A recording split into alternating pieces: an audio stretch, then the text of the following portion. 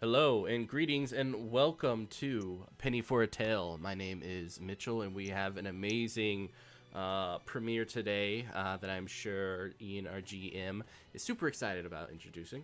But without further gilding the lily, Daniel, why don't you give yourself a little introduction? My name is Daniel, and I'm going to be playing Sailix tonight. He is an elven guard, just for that little preference right far. Nice teaser there. How about you, Spence? What you up to? Hey, I'm Spence. You may know me from other segments like the one that we're now calling RPG Short Rest, which is with Mitchell, and I do other things, other audio things, and I will be playing Modica, and you'll find out more about her later. All right, and the amazing Mr. Smith. Hello, I am Mr. Smith, and I'll be playing Rune Ravenswood. If you want to know more about me, you can reach me at iamMrSmith.com. All right, let's bounce on over to Alex. Hey everyone, I'm Alex Roth. I'm back here for Penny for a Tale playing Ian's amazing Pathfinder game. I am super excited to play. I'm going to be playing a character called the Director. A little bit more about him later, but I am super stoked. All right, and last but not least, MeLeah.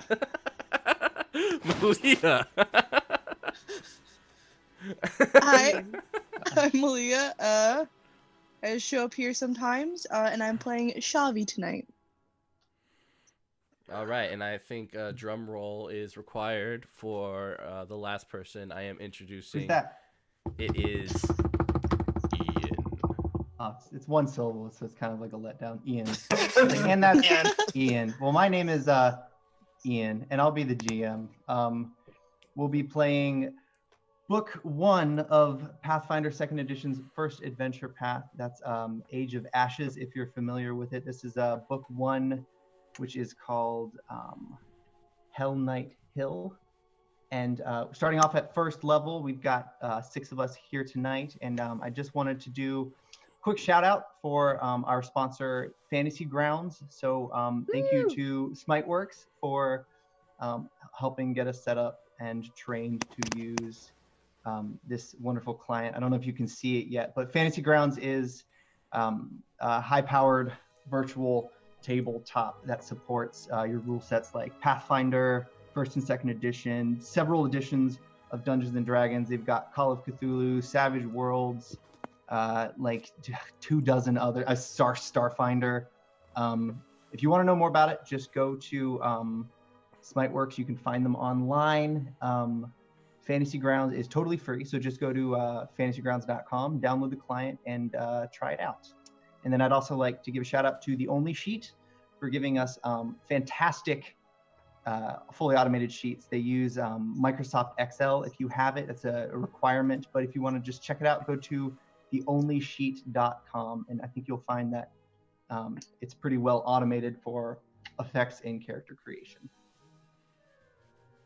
Awesome sauce. All right, actually, how about we just fly into Galarian here? Cool. Whoosh! Right, Mitchell, do you have Breach Hill open? Oh yeah, it is out and ready to be explored. All right. Richard Hills. So let's take us in. It's just about dusk on a winter's day here. It's early in the year, the first of Abadius, the second year of the month. We have as the sun sets over the gate here. Let's pull up the map.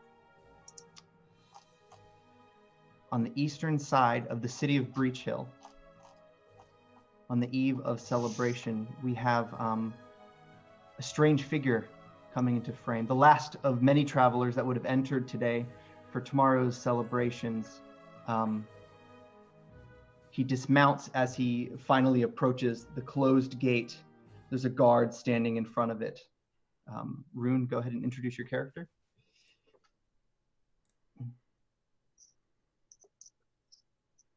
You are muted, Rune.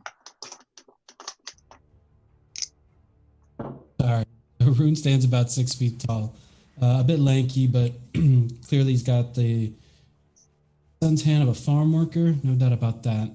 There's scruff around his chin. His hair is dark black, expect a raven's wings to be. His clothes are a motif of dark reds and blacks. He has a staff hung to his horse and a large book chained to his waist. About him, landing on his shoulder as he approaches the gate, is in fact a raven whose backside is littered with arcane runes that glow blue. But yes, he approaches the gate. Yeah. Well, now he finds himself standing before two wooden doors, about 15 feet tall, barring the entrance. There's a man just in front. He calls out, "Halt!" Warming his hands. Listen, it's a bit late to be traveling, don't you think? Is there ever a good time to be traveling? I mean, in fairness. Well, the good time to be traveling was about one town over. You could have stayed the night there. Word had it there was problems here.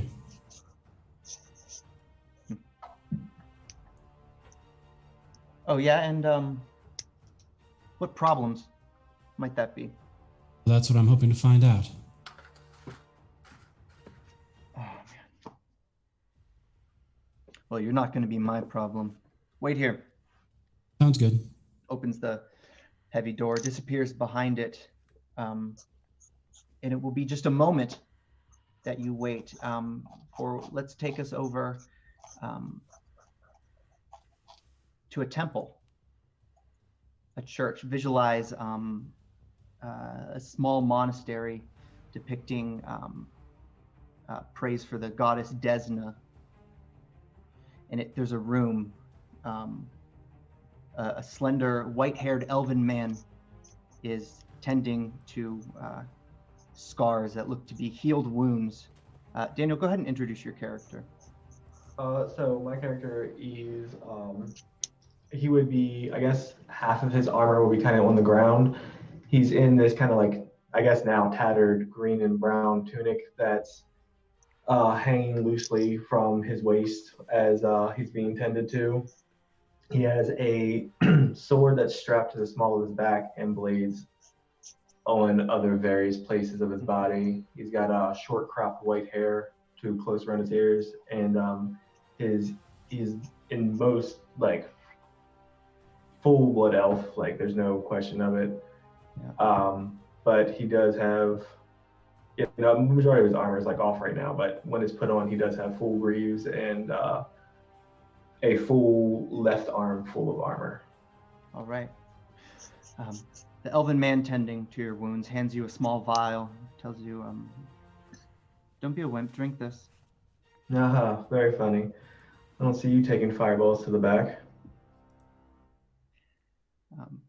He's going to peer through a window. He says, oh, well, your brother's here, so must mean it's time for you to get back to work, huh? Well, never ends. Yeah. Well, it seems like I'm never done rescuing you, so you should consider retiring one day. One day, maybe in another few hundred years. And then your brother, Wilford Lavendil, he'll walk up the stairs to the second floor where you're being treated, politely bowing to the elf. He says to you, someone's at the main gate. There's always someone at the main gate, Wilford. Yeah, it's a little different this time. I don't trust him, but you know my nerves. So I decided I'll just leave you to it. Well, I appreciate the deferral to my judgment because, well, we defer to you, the city would be on fire already. Like your back must have been mere hours ago, huh? He glances at the burn scars on your back. Those must be fresh, huh? Yeah, pretty fresh. What While caused I'm gone, go ahead. What caused it? It was a small summoned creature of some sort. We're not really sure fully yet, but I do intend to find out. See to it then. I might even give you a raise. While you're at it, if you decide to let him in, give him a limited pass and then send him to an inn. I don't care which. And Wilfred will leave the building. So where are you going to go, Sailix? Sailix is going to roll his eyes, turn to Kellen and kind of tell him to watch over the other one that came with him when they came in here. And then I guess he'd go into the gate. All right. Rune, the gate opens. Behind it, another guard who looks some resemblance to the first one, except this one is a full-blooded elf with cropped hair instead of medium-length blonde hair. And he's a bit taller, but go ahead. Rune just steps forward, looking at the guard. Am I approved to come in? What is your business in the city, sir? Well, let me introduce myself. I'm Rune Ravenswood. I was given word that there might be some use for adventurers out this way, so I thought I would come out here and see what I could do. You can produce the document if you would like. What was that? You can produce the document if you would like, but there's some writing on it. Yeah, sure. He'll pull out the letter that he was given. All right. So, Sailix, you'll see the every month the city of Breach Hill sends forth. They call it the Call for Heroes. They decided that was the name that attracted the most attention because everybody has a little bit of adventure in them.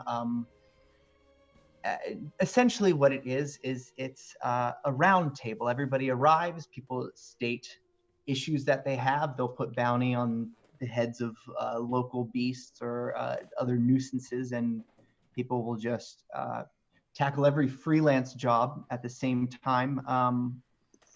And it attracts a lot of people. It will attract even more tomorrow because it happens to fall on Merrymead, which is a holiday of Caden Kaleen.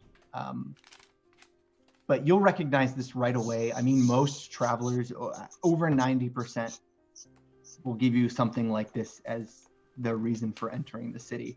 Except what's a little bit different on it is there's a piece of handwriting scrawled, and you know that handwriting anywhere, but you just can't put your finger on it yet. So you can make a perception check if you like. Sure.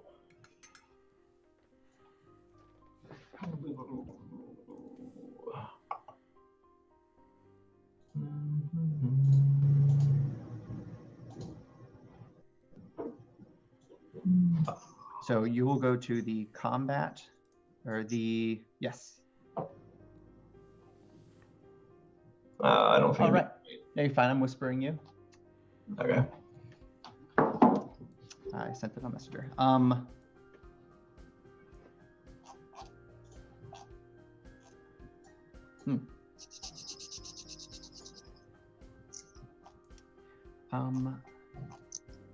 Okay. Yeah, I guess Sailix would skeptically look it over a couple more times and then look Rune up and down before saying, and what is your specific profession? He sort of smirks a bit and looks at his staff and down at the book hanging from his waist. I'm a wizard. Very well. Well, I guess nothing to be said of this. There's an inn. He would direct him to the nearest inn over here where Wolfhard had mentioned earlier. That's receiving in the heroes that are streaming in for this particular flyer. And please, if you see anything, don't let my city on fire. Well, it's not really my intention. If I may ask, what was your name? Oh, I'm Sailix. Sailix. It's a pleasure to meet you. And you as well, sir. Do enjoy your stay. Let me know if there's anything I can help you with. Even Where open, can I find you? Where is? make sure the gates open a little bit wider before you both enter. And if there is something I might need, where can I find you? I'm usually at the temple of. I already forgot its name. This is the Temple of Desna, the Great Dream House, as it's called. The Temple of Desna. The kind Temple of of- hard to mistake. You Of could course. not mistake it. Excellent. So, Sailix, you lead Rune across the main street of Breach Hill to a tavern known for travelers called Wizard's Grace.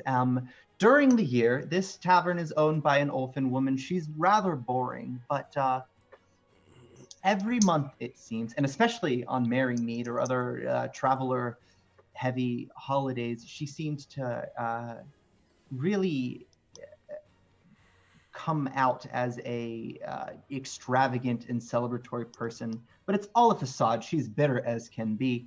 And today she has a tavern filled to the brim with adventurers and farmers from far away. They just come to drink on the eve of Merry Mead, and they prepare themselves for the town hall meeting tomorrow. Couple things you'll notice as you guys enter. Sailix, if you do enter with Rune, that is. Somebody else is here, and immediately the owner of this place, her name is Trinil Uskwold. She's a human, Olfin, and she'll actually flag you down, Sailix. Yes, what is it? What can I do for you today? Well, we seem to have a problem with one of our guests here, and it's making me question your judgment.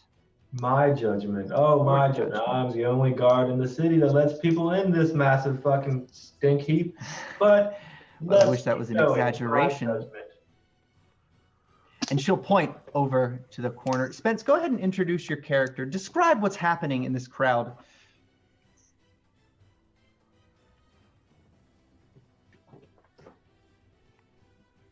And you're muted, by the way. There we go. Had to get out to the thing. Anyway, so in the corner, there is a halfling who's actually kind of tall for a halfling, but a halfling woman nonetheless with dark, ruddy skin, hair that's sun bleached at the ends, one red lock coming off of it, big old ponytail like poof in the back, and she's got a lambskin lined coat that she's got laying on the back, and she's talking very animatedly to a group of business owners.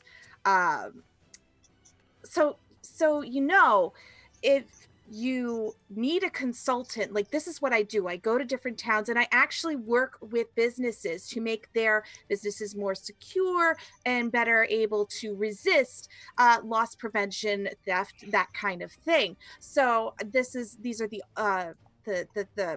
skills that I am offering, and I'm looking to help out any business owners, especially as we've got this big festival coming in. You want to make sure that your goods don't go missing. So I'm just trying to give the best sales pitch I can. People who have decided to listen to you, they've fallen on the spectrum of being entertained and buying into what you have to offer and being offended or enraged. One of the people is a dwarven man. You don't know them. Obviously, I don't know Sailix, anybody. you know this person as Jorst Hinterclaw. He's one of the council members. He doesn't do much, but he's pretty wealthy. And he looks about ready to just smack this lady in the face. All right, so seeing this, Sailix would like excuse himself from Rune's company and be like, I have to go handle this. Yep. And walk across the tavern and kind of put his hand on Hinterclaw's shoulder and be like, excuse me, Councilman Hinterclaw. I do apologize for this. Let me escort this charming young halfling out of your service right now. That is adorable that you think I'm young. But I don't see what the big deal is. Well, obviously he's not feeling your sales pitch, so we should just kind of move on. But I look to the people who actually look interested and say, my name is Monica Freerunner. You know, ask around, you'll find me. And I go with Sailix. I will bring Monica back over to where Rune is standing, I guess, just to like... Right. By the way, how are you doing, buddy? How's your back? Well, it's been a few hours. It's all healed up, nice and scarred. That's good. Yeah, that elf guy seemed to be making eyes at you. Oh, you mean my fiance? Oh, well, that's lovely. Aw, I'm all verschnicket now. Wait, that's not the right word. But anyway, you know what I mean. Anyway, so, Monica, you know, you would probably do well selling your services more as a mercenary than someone to protect goods. Mercenary? Do I look like a fighter to you? You have blood in your hair still. I thought it was like a fashion statement. Also, it's not coming out. Like, I've washed it 4 times. It's still blood, but yeah. Well, I'm just gonna run with it, because even though it's not coming out, I'm just gonna say it's a thing. Excuse me, Miss Freerunner. Is that what your name is? Yes, Freerunner, Monica Freerunner. Hi, you are very tall. Pleasure to meet you. My name's Rune. I can clean that up for you if you'd like. Nah, it's all right. It's all good. Thank you, though. Your choice. Oh, hang on a minute. And I run back to the table and grab my jacket and then come back. Monica Freerunner. And can't lose this. Huh? I said she did as she guaranteed. Exactly. Well, it looks like everybody is where they need to be for the night, more or less. And unless anybody has late night errands they need to run, Wizard's Grace pretty much locks up. It gets bitter cold up in this mountain village. So once people are inside, is there a way to sneak out? You absolutely can. Yes. There's a bunch of rooms up in the top floor, though, and I take it you're going to need to make a check for me, opposed to a couple people's perception checks. Sailix, you are night shift on the guard tonight, but I assume you're probably going to spend the night in northern Breach Hill or at the Great Dream House. Yeah, I would definitely tell people to watch closely on the Wizard's Grace, though. Who do you think you would tell that to? Well, I mean, who else is with night shift with me? Is it my brother and me, or is it just... Well, you two hold. He's day shift. All right.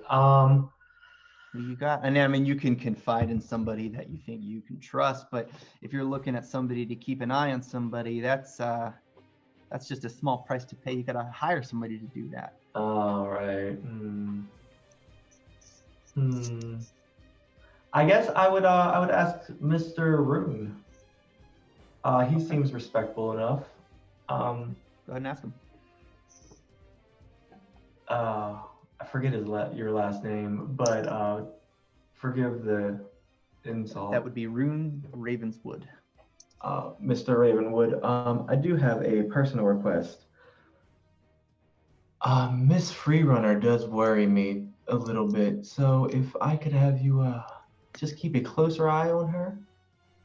I don't want her harassing the investors of this city who hold quite a bit of power. It's a bad look for the holiday tomorrow.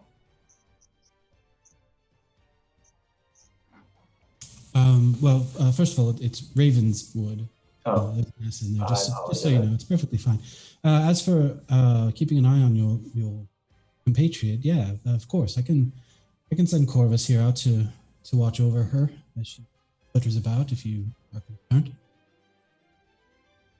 It would definitely be helpful. Very well.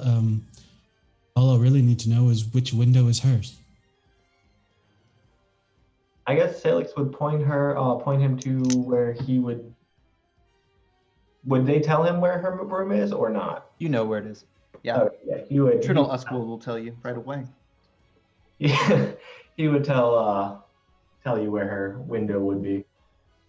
All right.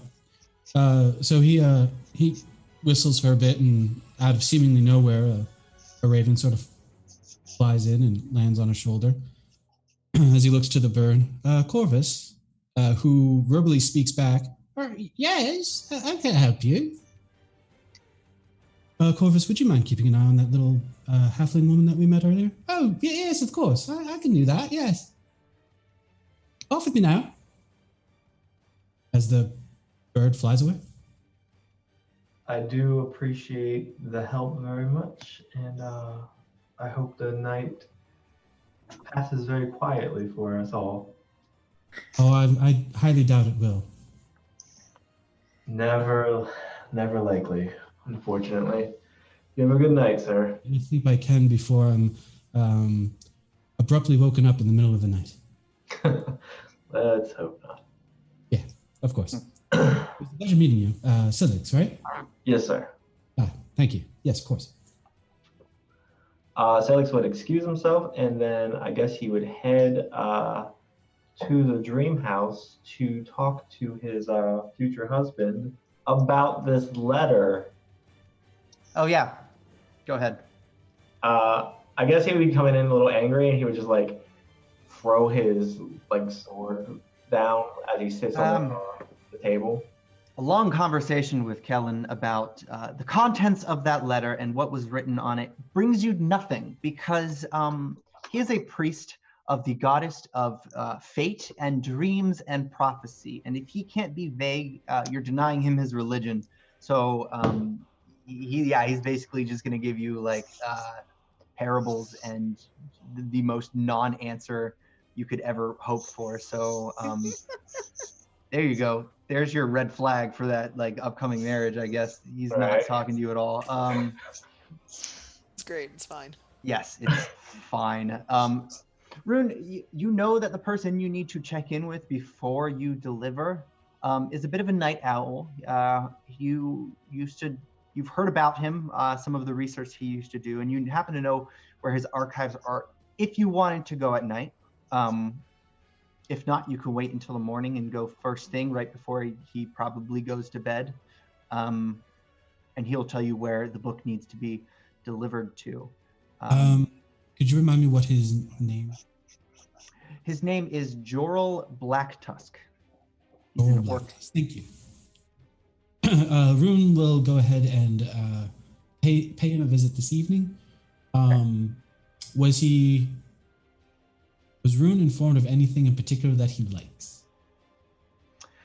No, but you know what? You can make a diplomacy check to gather information and find out while we're in here in this busy tavern. Diplomacy. Do I see that this bird is following me, by the way? You can make a perception check. Sure. And then the director, go ahead and also make a perception check for me. All right. Yeah. Notice the burb. I'm gonna try to make friends with the burb, but I'll save that for later. Perception. All right.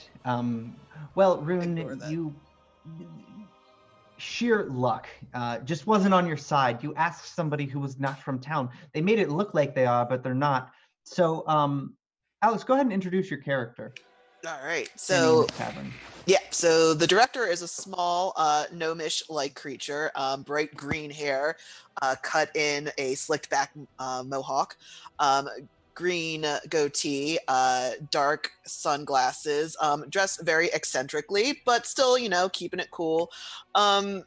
He is, of course, watching everything right now, but I'm sorry, was Rune coming over to ask him about something, or was that the... Yeah, so Rune Yeah. is trying to figure out anything about Jorl Blacktusk.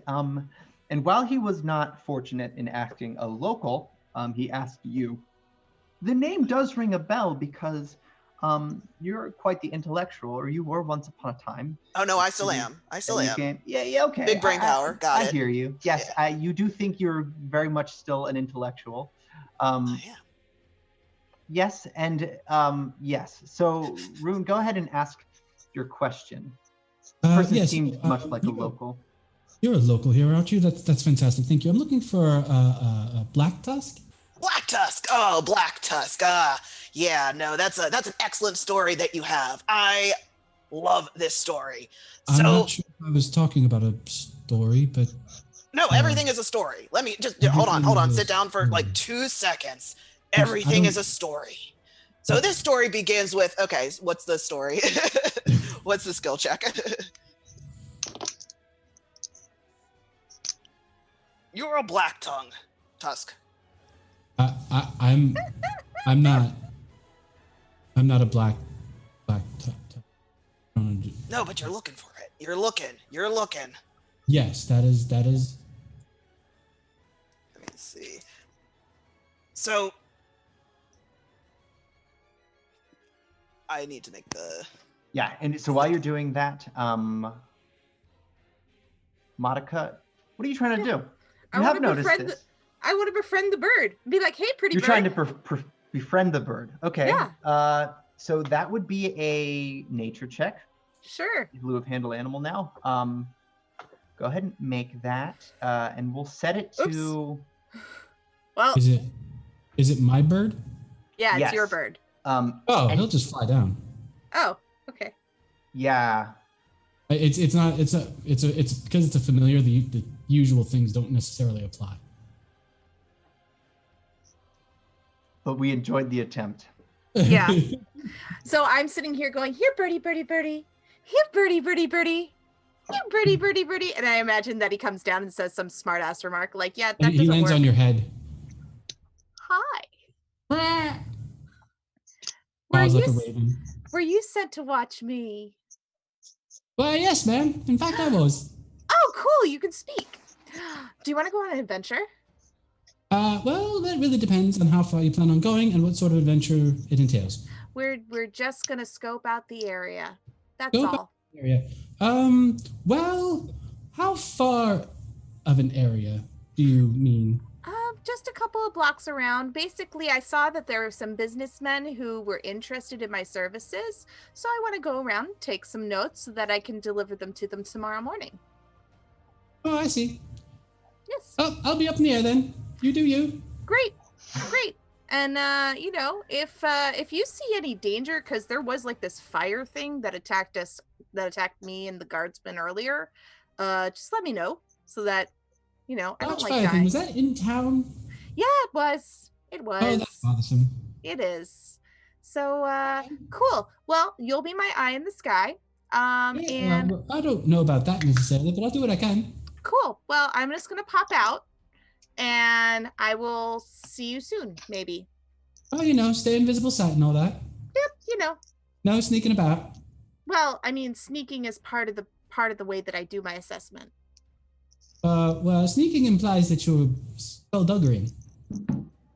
Right, but there's going to be actually no crime committed. I'm just going to be sneaking. Well, see, skullduggery doesn't necessarily imply a crime. I don't know what skullduggery means. Skulls. Oh. Why would I dugger skulls? There's no profit in that. Anyway. Well, it's just a term. It's not a thing. It's just You're a really smart bird. Like you're super smart. That's very nice of you. Are you trying to con me? No. But if you're smart, do you know anything about dragons? Oh no, that would be rude. Oh, the person who you're like attached to or whatever? Oh yes. Oh. I will have to speak with him. But yes, first, work. No, first. So no skullduggery. Where are you I'm two gonna go headed? skullduggery.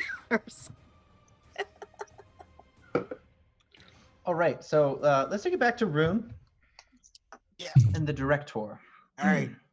All right. So after a little bit of long-winded dialect between the director and Rune. Which Rune is completely confused. Yes, no, it's meant to be a little bit confusing because the stories are long and all stories have to have a beginning and a middle and an end. But this one has a very long beginning. But towards the middle, he will sit, sit down and begin to explain to Rune. So the man, your old Black Tusk, he is a scholar of high intelligence, of wisdom, of books. He's a book addict. A little bit of a problem, a little bit of a hoarder, but whatever. I'm not one to judge. I'm never one to judge. But no, of course not. He'll buy anything for the cheap, but encyclopedic knowledge, intensely intelligence. Does this ring a bell to you? Yes, Sound to you like the right guy. I'm not really sure, actually. He's the type of person who would purchase a book from across a continent, which is exactly what it sounds like he's doing. Except he's reselling it before the purchase is even delivered to him, so he has to tell you where it goes to. I'm sorry, did you say your name was the director? Yes, that is what you'll call me. I am the director. Mr. Director? Just the director. Just the director. Okay. Director. Okay. Yes.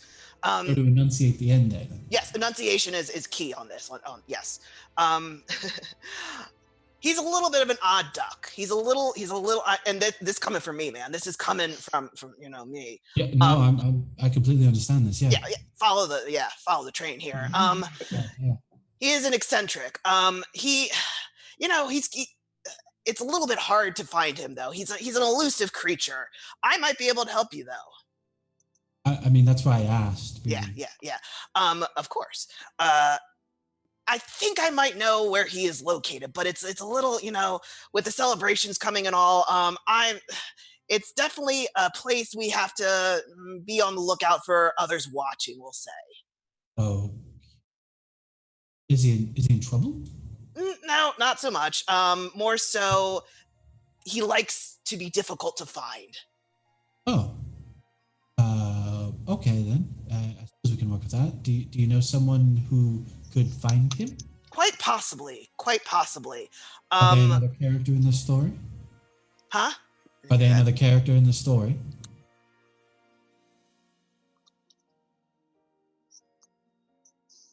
Paused. We lost the director.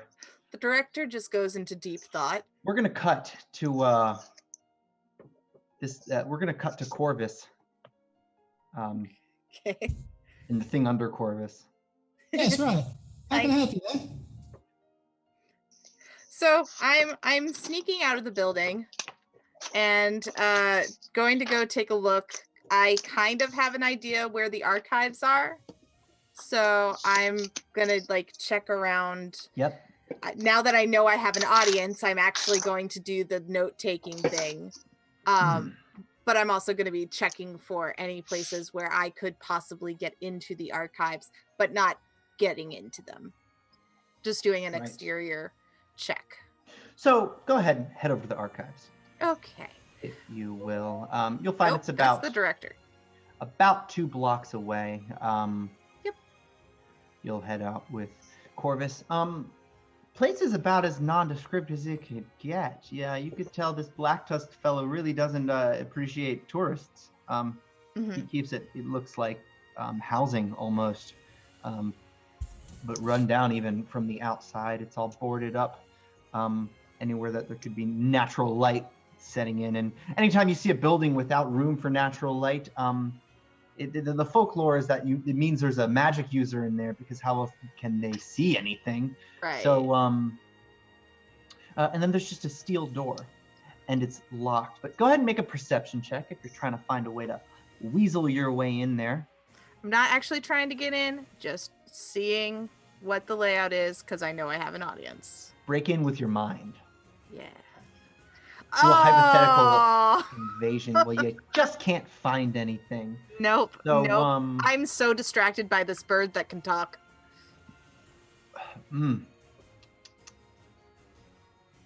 Let's see. So. And he said that his friend knew about dragons. So clearly that's why I'm confuzzled.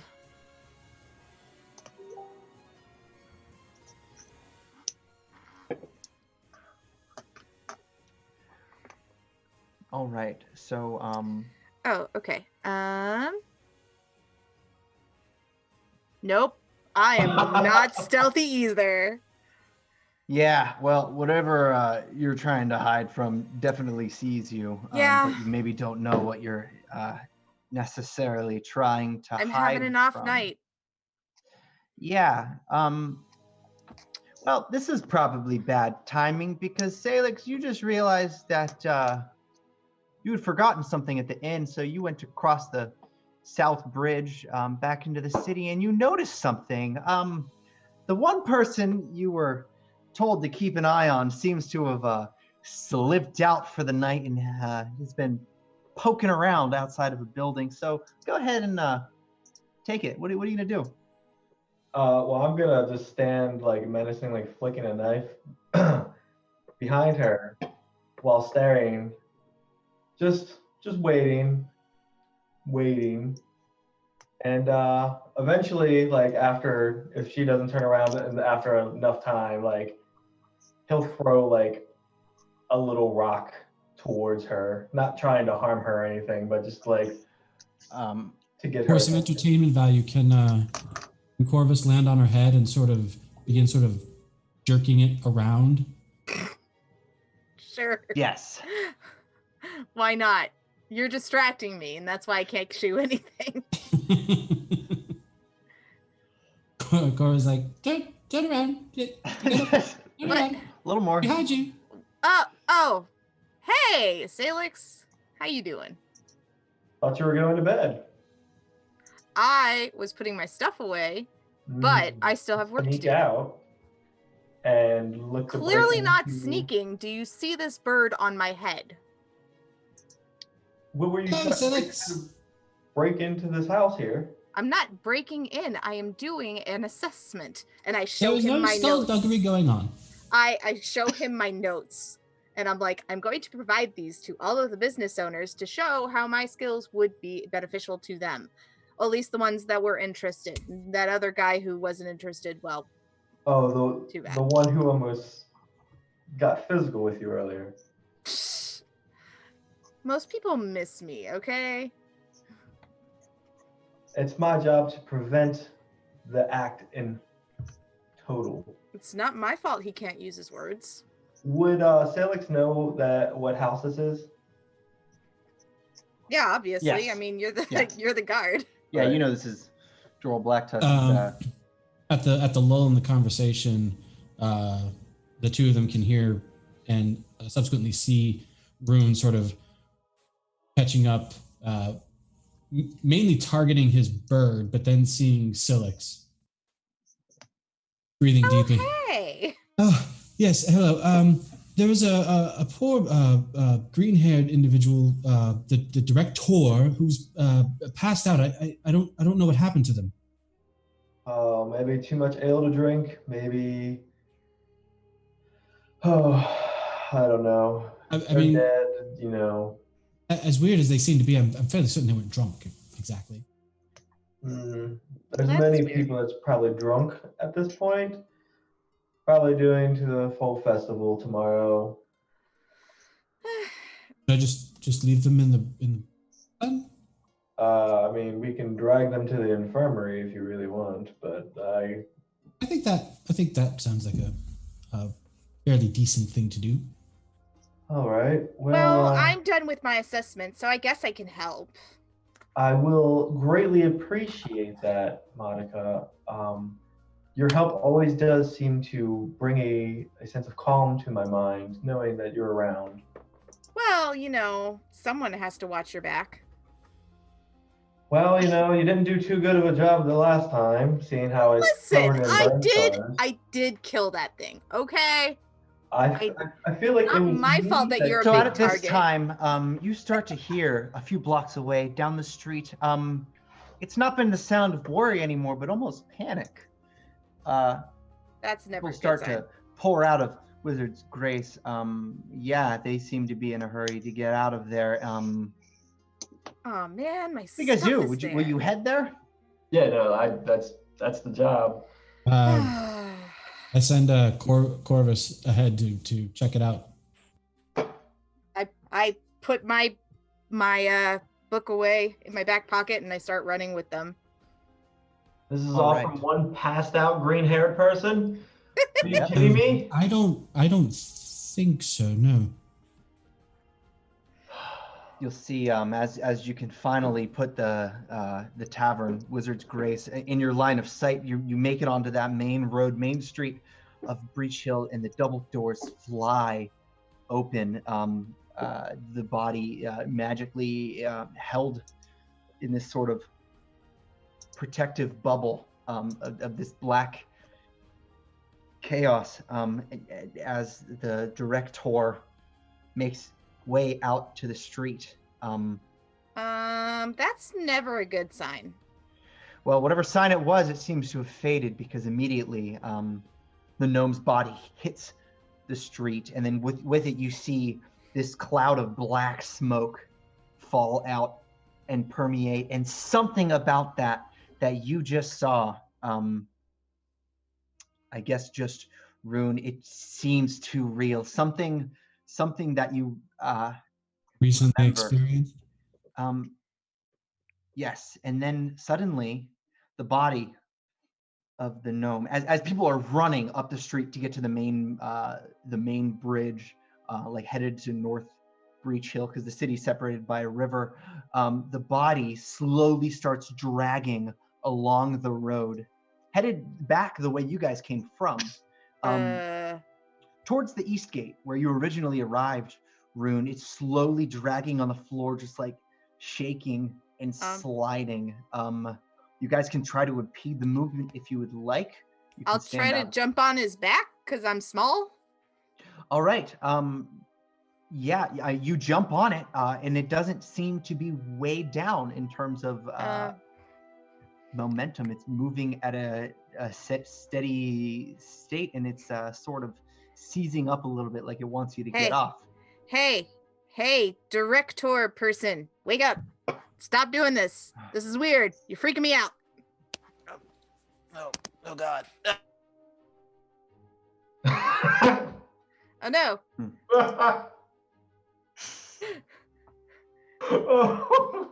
What? I hit him too hard.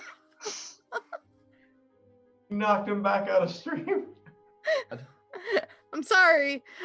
Wake up, dude. It's okay. So you'll see the body will just make way all the way down the street until eventually. So I don't have to walk. I'm just riding on the back of him. Just following it. Detect magic on. Yeah. You're getting an evil aura. Something disgusting. Something tells you that it's being summoned, but you know it's not being summoned because it is right here in front of you. Whatever it is it's sliding ahead. Sailix, what's your response to this? This sounds like something about to go horribly wrong. So Sailix would just draw his sword, and he would walk behind the director as he's being pulled. Not really acting, but waiting for something. Like he's, after what happened like this morning, he's and knowing that the entity that they fought with earlier was summoned, he's not actively gonna kill him or try to kill him, but he's gonna walk and observe for the right now, but he's close by, ready to act if stuff gets out of hand. All right. entering from the, I guess we'll call it the Eastern Bridge, you notice probably one of the best healers in town, Bryn Taith, with her friend in tow, come into frame. Obviously, they had heard about some sort of chaos, and instead of going against the flow of the crowd of people fleeing the tavern up the road, they decided to route around the street. So, MeLeah, go ahead and describe your character. Oh, it's my turn. My character is fairly tall, has a shorter hair, like almost a bob, but a little bit it's kept up a little ponytail. It's about like a dark reddish brown. She's also dark skinned, very like smooth skin though, like she hasn't done anything really that warrant any kind of aging. Wearing like a breastplate, a single pauldron, maybe some like leg armor, and has a rapier on her side and a tankard on her hip. Okay. Would I know her?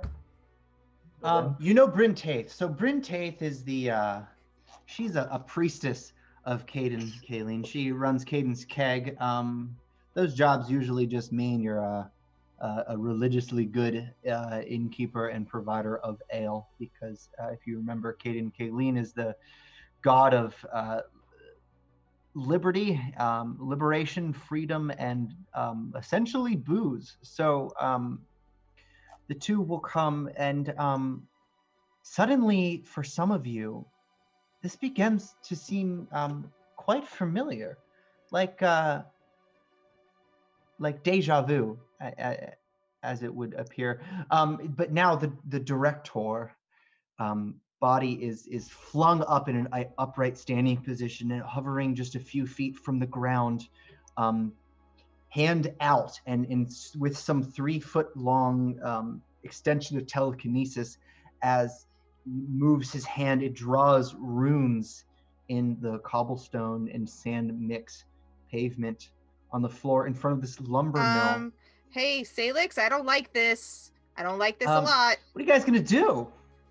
Ian, with my assurance in occultism, is there anything that seems occulty out from this? Or is there an arcana bent?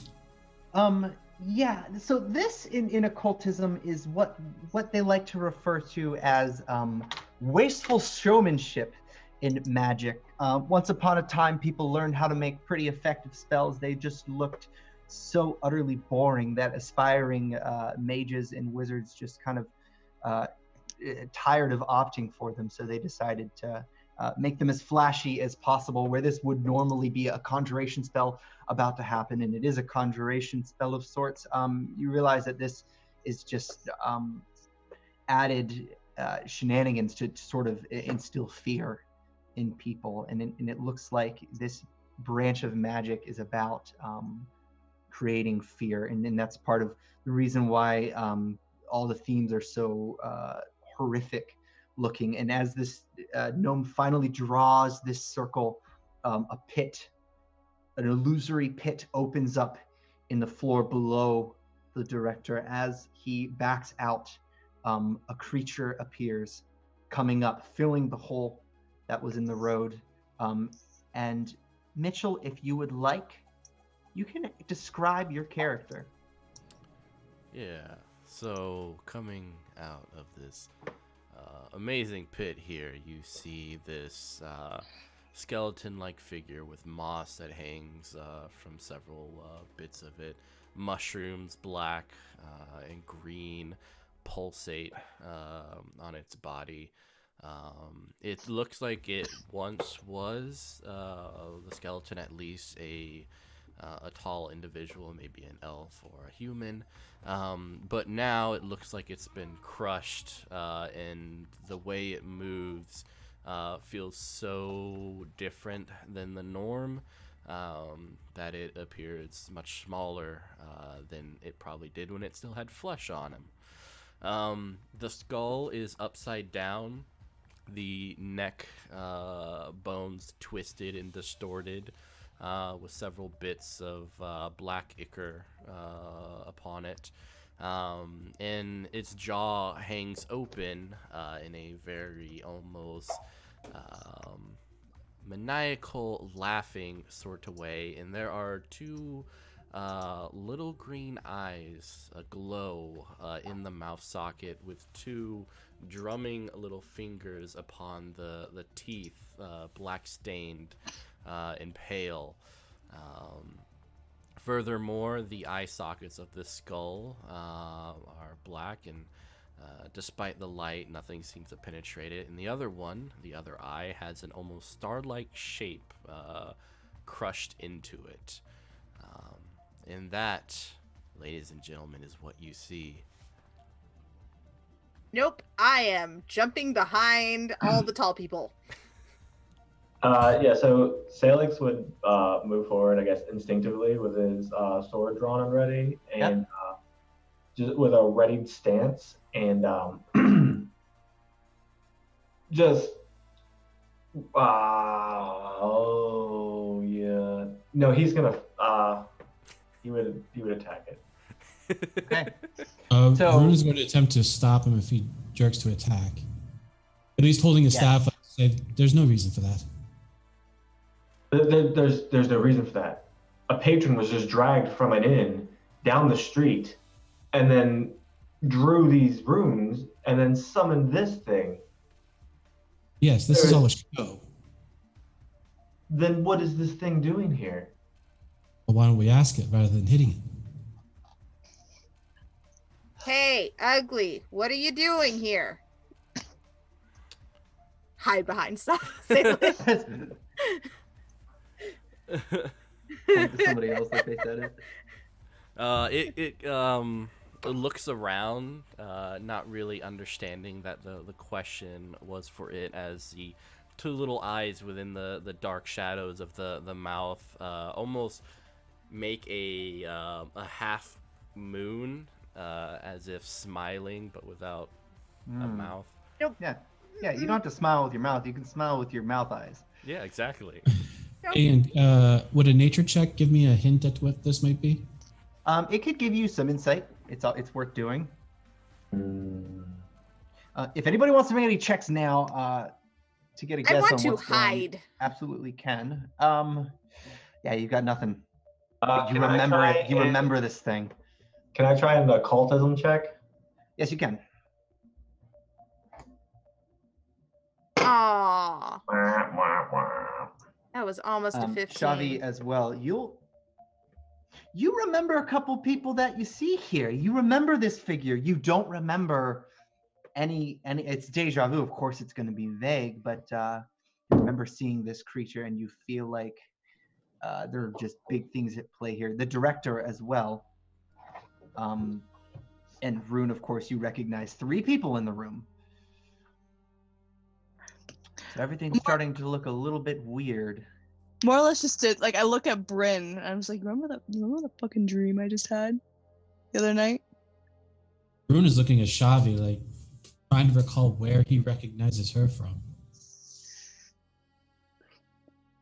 Huh. What's your Meanwhile, Sailix is yelling at Moth. Just All right. This is time to be puzzled. Everyone, let's just take a moment. Does anyone else feel that this is strangely Familiar? Yeah. Nope, All right. still hiding. I mean, you're Okay. not familiar anyway. It's just That's these it. ones. all of you out of the fucking city. Just get the fuck out. No. I don't think that's a good idea. Run to the nearest gate and throw Alex? yourself off the wall and Alex? just keep going until you Alex? never see Breach Hill again. Alex, I think you're overacting a bit, mate. Everything's fine. Overreacting. Everybody seems to know each other here, and there's a giant black shadow monster that just crawled out of my freaking road, and everybody's just cool with it? And meanwhile, I got a green-haired dwarf that was so drunk, knocked himself out, and got dragged down the road and summoned this thing here, and nobody seems to care about it except for me. I'm not a I dwarf. care. I'm not a dwarf. I mean, hey, it spoke. Hold on one Hold on one moment. Actually, looking at the little creature, walking up to it. What are you? And what is your name? And as you move forward, you hear like the cracking of bones as the figure kind of elongates as best as it can. You feel the grinding of the calcium against each other as it starts to stand a full 10 feet tall with its hunched leg kind of back up in on itself. And then as if weakened, it falls back to this diminutive height as he looks up at you. And you kind of see its eyes gaze about in its own darkness before looking up at you, its eyes smiling once again. Hello, can you hear me? Well, yes, I can.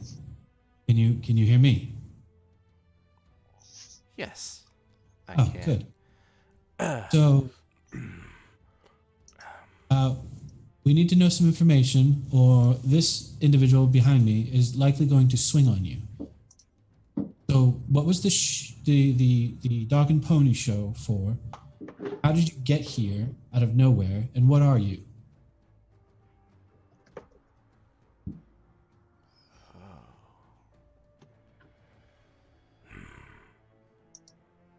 And it'll kind of shuffle along, its two arms kind of dragging against the wooden floor as it approaches Sailix. I don't know. You know that Rune was the one that was talking, right? Oh, was it? Yeah. Yeah, no. You're kind of freaking me out. Yeah, So and it kind of moves its hands over its head and it turns it all the way around to gaze upon Rune. So, Mr. Wizard, what's your explanation? Because I'm trying to figure that out right now, actually.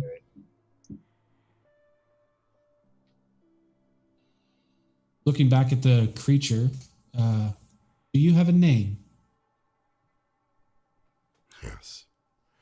And its mouth will elongate.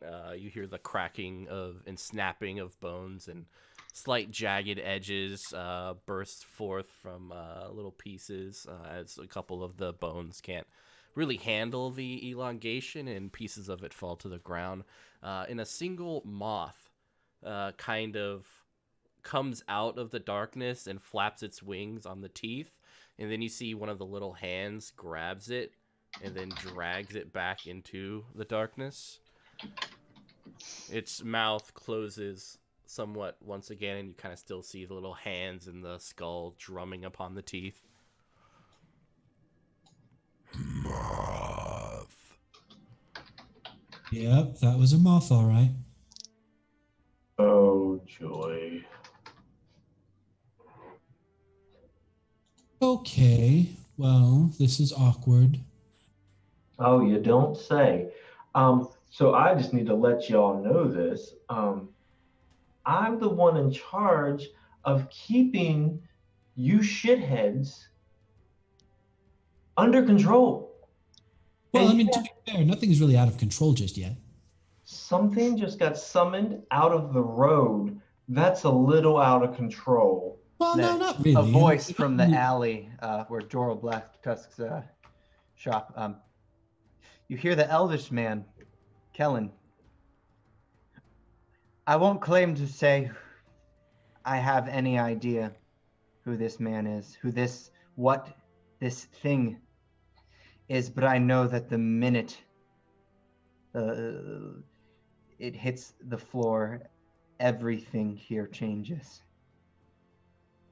Now, if you're familiar with the self-fulfilling prophecy, I can't tell you what might happen because it will just happen, but I suspect some of you have an understanding of what's at stake here. your fiance's not making any sense. Yeah, that's usually par for the fucking course. Sailix will like stand for like to his full height and put his sword away and be like, Yep. Yes. He's gonna head. He's gonna head towards you, Sailix. And thinking he's like headed towards you, he actually in the last second turns to Moth, and he'll crouch a little bit to get on his level. He says, "Listen up, Moth. I hate what you have done because I've seen what you have done." And then he's going to turn to the rest of you. He says, "But I don't think we can let this one die." This one, what? Points to Moth. What is he? What are you? A thing. And I, again, duck behind Sailix. I don't do you know even what it think is? he knows.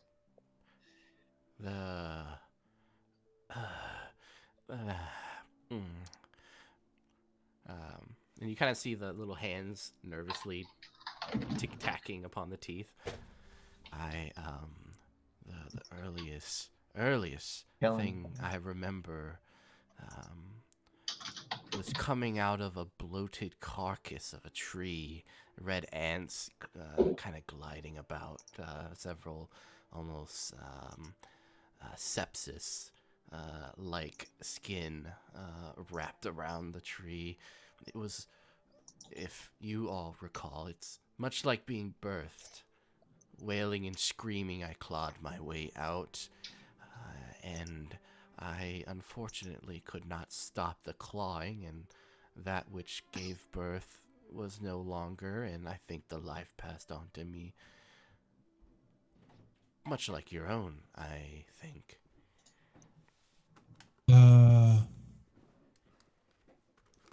Does that All right. answer your question? So you were born from a tree. Primal magic. Kellen Huh? says, I must go. Rune, just deliver the book. Do you know where Black Tusk is? Isn't he in like this house or Yep. that house? That house? Yeah, That he'll has step all the, over. like- It's just 2 doors down. Kellen will walk over and then knock on the door. And then he'll whisper something into the door, and then the door will open. Takes copious notes. Ask for Kellen is just going to back passphrase. up, point to the door that's open, and then he's going to walk back up to North Breach Hill, where his temple is. Rune will walk over to the director and help the director up. Thank you. Thank you. Oh, no, thank you. You've led me right to where I need to be. I appreciate it. Oh, no problem. No problem. This is all part of the story. Everything is looking at Moth. Part of a story. Not sure what story yet, but we're making it up as we go. This is great. This is fantastic. Everybody's great. You're fine. Everybody's fine. He's fine. I'm fine. All right. We're all fine. I'm going to go deliver this book. So Yeah. No, absolutely. All right. Go for it. Wait, what book? Rune pulls out a little book. Well, not so little. I don't. It's a great tome. Looks like an Yeah. expensive thing. Does it look like the thing that I'm looking for? Yeah, it does. Looks like something Okay. you recognize, perhaps. Okay. Bryn is gonna tend to the director and whatever cuts and bruises you might have endured. What are the rest of you doing at this point? Sounds like a whole lot of chaos followed by a whole lot of calm. Okay. So there's 2 new people. I'm not imagining this, right? There is one. Yes, there is 2 new people. Yes. Okay. So I know you all know each other, but just so that like me and the guardsmen are not left out, like who are you? Oh, you want to know? Well, yes. Wait, I'd we all know very each other? much like to shake Well, your you hand. look I know you. Sailix, do you already know Chavi over there? Yeah. What's that, dude? Yeah. So Sailix is while Kalen was walking away, he was like screaming as he was walking away, just like when all this is done, we are having such a talk.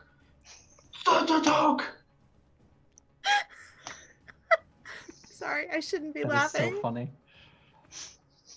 And then he's gonna Oh, turn the around tea. and he's like, ugh. Sailix, Motioning to Moth and then to Rune. He's like,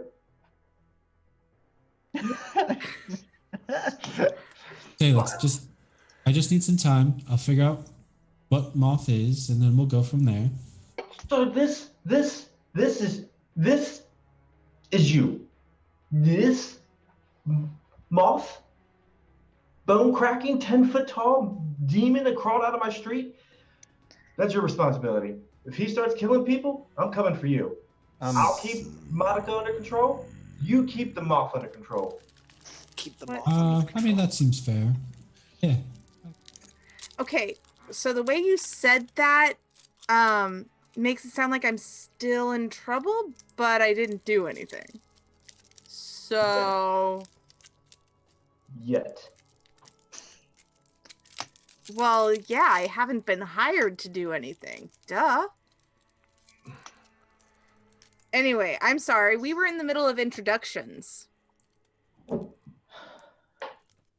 Hi. we all know that this is Moth. Yes, I'm Moth, Ravenwood. you're Hello. terrifying. It's good to meet everyone. How about the one in the back? Sailix, you can introduce Chavi. Or Chavi, you can introduce yourself. Bryntate is busy. She's tending to the cut and bruised gnome. I'm Chavi. I've been here for a couple of days, right, Ian? Yeah. Yeah, been here for a couple of days. And Rune, Work now with that Bryn. name is gonna Oh, yeah, that makes sense. That makes more Yep. sense. you'll fully Oh. recognize it now. And Bryntate will stand up after realizing that the director is just being a big baby and he's fine. No, it hurt. It hurt. Pardon, It's I warrior. Jeez. hate to interrupt, but you said you had a book. Rune? Yes, I do. You should come with me to Black Tusks. I was the one who ordered it. Oh, Yeah. well, What kind of book? that's what I've been trying to get to. It's nothing to worry about. Okay, so Bryn and Rune are going to head over to the archives. What do you guys want to do? Wait, so who's left here with Moth? Right now it's Sailix. Rune, you can ask Moth to come with you if you would like, because things are looking kind of tense. You would, only because Sailix directed that Moth was his responsibility while he's here. As Bryn sort of ushers him over, Rune will go over to Moth and kneel down. Moth, right? Mm-hmm. You mind giving me a follow for a bit so we get things straightened out? Just you and I? Well, I mean, the three of us for right now, but yeah, just follow me around for a bit. Do you mind? I don't. Lead Thank on. you. What was that? Lead on. Very well. Let me know if you plan on not following me, all right?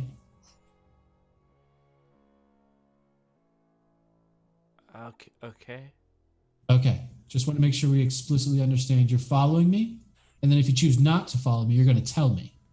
I'll whisper it. Very loudly. Yes. Okay. All right. Chavi, who are you going to follow? You could go with Bryn if you would like, if that's your natural inclination. You could also head back to your own tavern. At first it was probably because I didn't. Would I know that Bryn ordered a book of any sort? She mentioned it to me at all? No, she didn't mention to you, which is weird because the book looked pretty expensive. Yeah, and I give her a Usually- weird look, trying to get a reaction Yeah. out of her. She usually fills you in on these kind of business dealings, so it's kind of a weird thing. But you know, it is what it is. Or do you think you're gonna? She didn't even invite you to go with her. She just took off with Rune. So She's free to do what she wants. We still have Sailix and Monica here, right? Yep. Yeah. Hi. And the Okay, director. creepy thing's gone. How about you, Oh, Monica? What are you directors. doing? Huh? What are you doing? I want to follow Rune, but Rune has the creepy thing behind him. I mean, you can still give it a shot. You're gonna follow from a distance. But the creepy thing. But Yep. he knows about dragons. But the creepy thing. But he knows about I'm having this debate out loud, but muttering it. Alex is gonna like lean over and be like, "We're all going to follow it. So if you want to tag along, come on." Fair. Cool. And he's gonna look over at the director and be like, "You two, you No, don't me. you don't get to just drunkenly float down my street, summon a tune, and then walk away. Come on." It's not even Tuesday. This is a good All day right. for me. Well, Things by the are time looking you up. follow them into the Breach Hill archives, Is there anyone on the streets in between here and there? Oh no, they all ran away. So the man, it is close to midnight here in Breach Hill, and we're talking about winter weather in a mountain village. So it's looking bitter cold. It's surprising that people even took to the streets and didn't just choose to die instead, because it feels really uncomfortable out here. Corvus is still on my head. Yes, it is, and I was gonna That wait to is see if you accurate. remembered that. Yeah. So by the time you enter the archives, you realize he's the Joel Blacktusk is just finishing the paperwork, signing off on this insured delivery, and now it's changing hands to Bryn Taith. She's got the book. Everybody did way too much paperwork, and it looks like he's politely telling everybody to get out.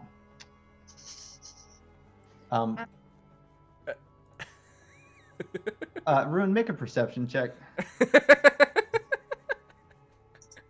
Rune is very confused.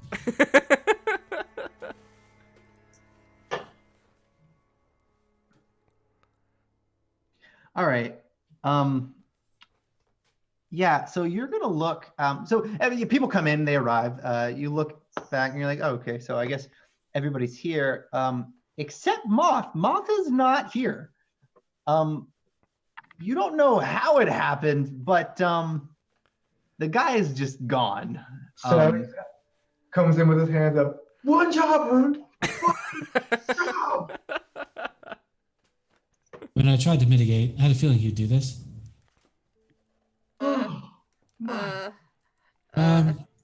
Corvus, do you mind giving a look about and seeing where the little green creature disappeared to? The little bone creature disappeared to? There's an aggressive sight, like just one. Yes, of course. I'll go poke around a bit. Thank you. Yes. Can Goodbye, I help? everyone. Can I? Yeah. So also look? Yeah. So notice, anybody who's had a map of Breach Hill, and Breach Hill does have a good map making business, and they like to brag about how pretty their quaint little city is. So a lot of people have them. They're pretty cheap. You notice there's a place called Monument Circle, and what it is, it's actually a series of water towers in the center of town with some sort of statue smack dab in the middle of it. And Moth defies the laws of time when he gets wandering, because despite his relatively slow wandering speed, he manages to cross some distance over a short period of time.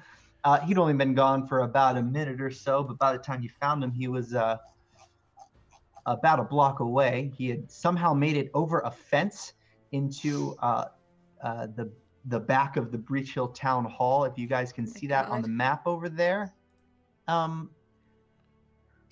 he's just hanging out. So if you open up, I should have a picture here of Breach Hill. A quaint little map. Let me see if I can find it. There should be the water tower. Right here. So as you guys make it to these water towers in the center of town, you see him free hanging on the bottom of one of these towers. And weird thing about this, because his skull is upside down, his appearance is much more approachable and face-like because upside down, you're actually just looking at an upright skull. And you realize that before there's this weird black sooty material that hovers upwards, as if it sort of looks like Alka-Seltzer in water, how it just kind of goes straight up. Upside down, weirdly enough, it just goes straight down. So it's just set to whatever direction he's standing in, which just makes a really weird. Is it like Pigpen from the Peanuts comics, where he perpetually has a dust swirl around him? It is exactly like that. Oh my god. I don't know, but Now I feel old. he's looking I know, Spence. at something. I'm gonna take it about everybody arrives here at the same time. Okay. And everybody, make a perception check for me. I want to see who notices this first. Sailix, you're going to get a +4 on this one in my head. I am rolling terribly tonight. Let's see. 23, 22. So Rune notices this first. Second will be Sailix. Here's a weird thing you've always known about the city of Breach Hill for as long as you've been on your way to it or living here. The city was founded in a very mysterious fashion. Legend has it, a man by the name of Lamond Breachton found himself among a group of 150 so amnesiacs. They were stranded in the middle of this mountain.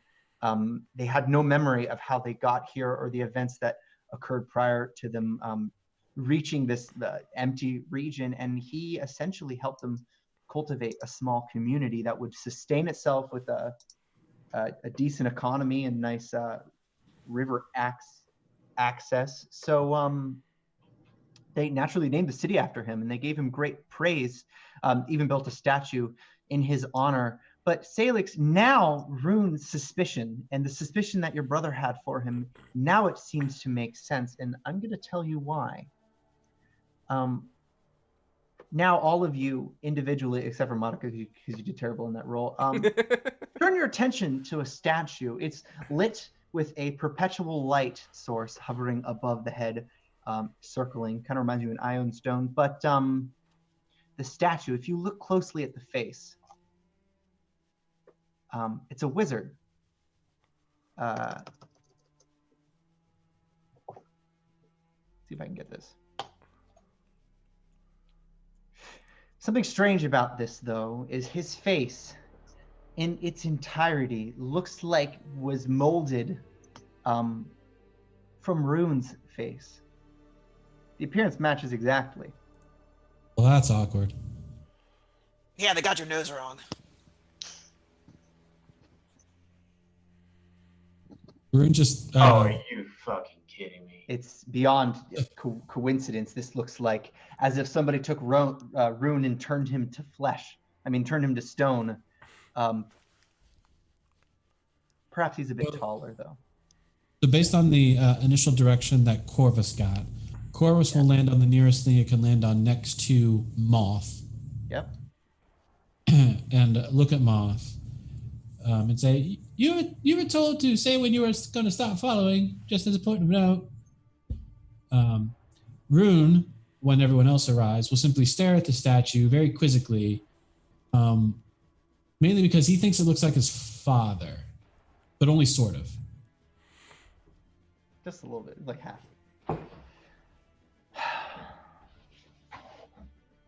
But so Rune, please do go on. Tell me,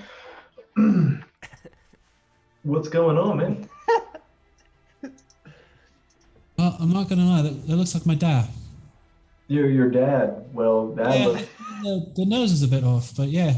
Are you and your dad? Are you a clone of your father? Because that's spot on for you, man. Wait. Let's ask. Hey, Moth, come down here, bud. No, I don't want to get it. I don't want to get in close to me. Boy, I'll be right there. And he kind of scuttles down. Ugh. Nope. Nope. rights nope. his skull back in its original as you kind of hear the crackling of his You are bones. genuinely horrifying. And he'll kind of I am like in it agreement looks like with you, he's green-haired running. gnome. Yeah, he's running right towards Sailix. Nope. Questions? Yeah, so your opinion. Do you think this statue looks exactly like Rune here?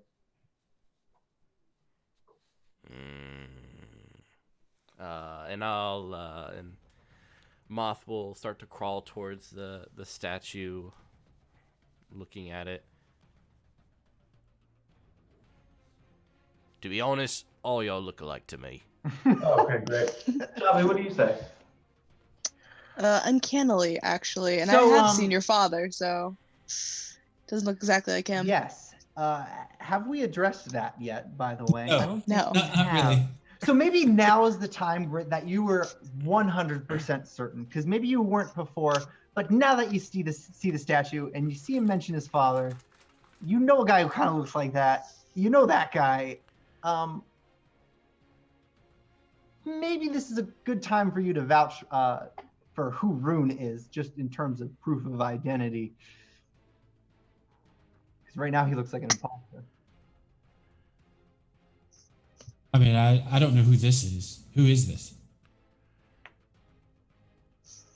I don't know. That's you, man. Like, That is not me. That would imply that I have been here before, and I have not. So unless someone has decided to make a likeness of me, which I am totally flattered by. can I make a lore for Breach Hill check to see who exactly this is? Yes, and you will know right away that this is Lamond Breachton. He was the founder of this city, the original patron. He saved every single person that found themselves in the middle of what this used to just be barren land. He helped them fully establish themselves in the winter cold. You remember it to have, it must have been over 100 years ago that this happened. Lamond Breachton disappeared after founding the city, and said he would return but never did. A lot of people expected him to come back, but a lot of people also thought that his story was more of a parable and didn't actually mean he was a real person. Presumably, if he were to return, it would have much more meaning than arriving on horseback at dusk on just some Saturday in Abadius.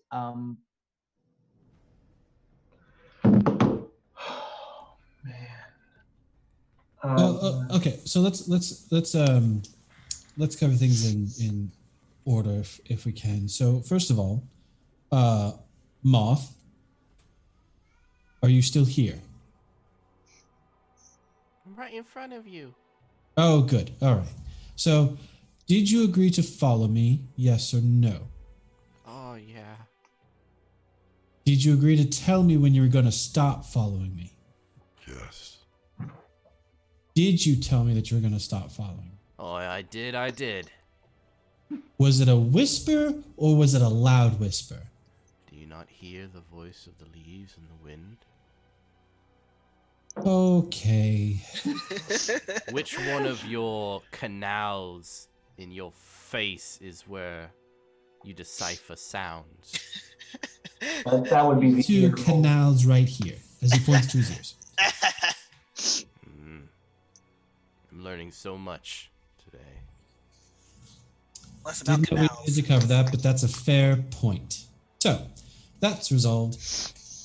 Chavi, right? I recognize your name, and now I'm beginning to recognize your face. It's been a You were bit. from the house. The last name is escaping. Nefersara Prevost. I never Prevost. used it for like a specific reason. It's super long. Yeah, I always remember the family always using Prevost. I found it easier to pronounce. You're a long way from home. So are you? I thought you were in your college. Yes, I did fantastic in college. graduated, top of the class. Is there an insight check I can Yeah, make? you could make a check. I think it's deception versus perception versus. Is it? Go ahead and make a. If anybody listening in, Yeah. should they make a check as well? Yeah, you can. Yeah, you can make a. I think it's a perception check versus. Actually, I think it's a deception check versus a perception DC. I don't know how to find the DC for that. They changed it a little The bit. DCs are always 10 plus your skill modifier.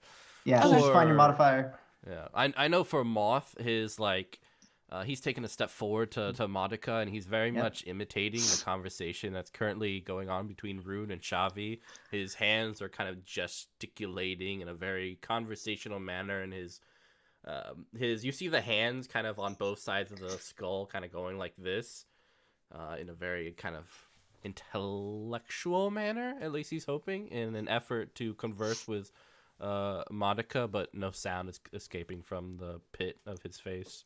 Why? So that's horrifying. Why? Why? No. And I back up. I'm just gonna watch that and laugh. No. This is absolutely horrifying, and I love it. No, you go over to the tall boy who likes you. Sailix is gonna just look to the sky and be like, "Oh, Menkar, give me strength." And he's gonna just like walk over, like, "Okay, look, we're getting ahead of ourselves here." This is great. So, Rune, you look exactly like the founder of this city from 150 years ago, who disappeared, who apparently your father also looked like, and you also look like. Crazy strong genetics. Congratulations. Well, there's always been a theory about twins, same sort of facial structure appearing across time and locales. I'm sure it's really nothing, just coincidence. Reoccurring characters. I love it. I love the idea. That's good a reason as any. At any rate, I'm not exactly sure that this is quite possibly the most pertinent thing of the day. No, not at all. This is all just one.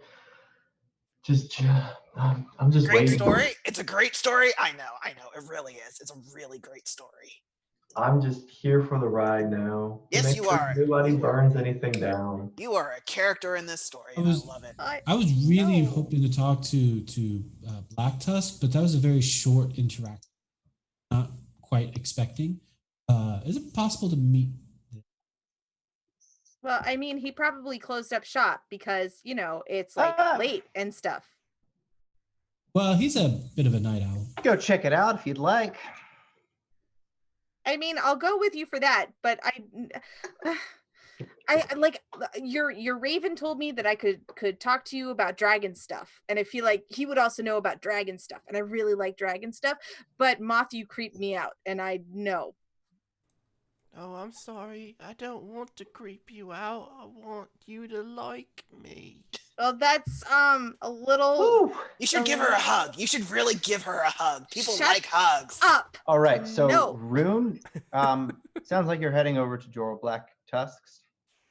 Well, waiting to see what the status of everyone else is first. Right.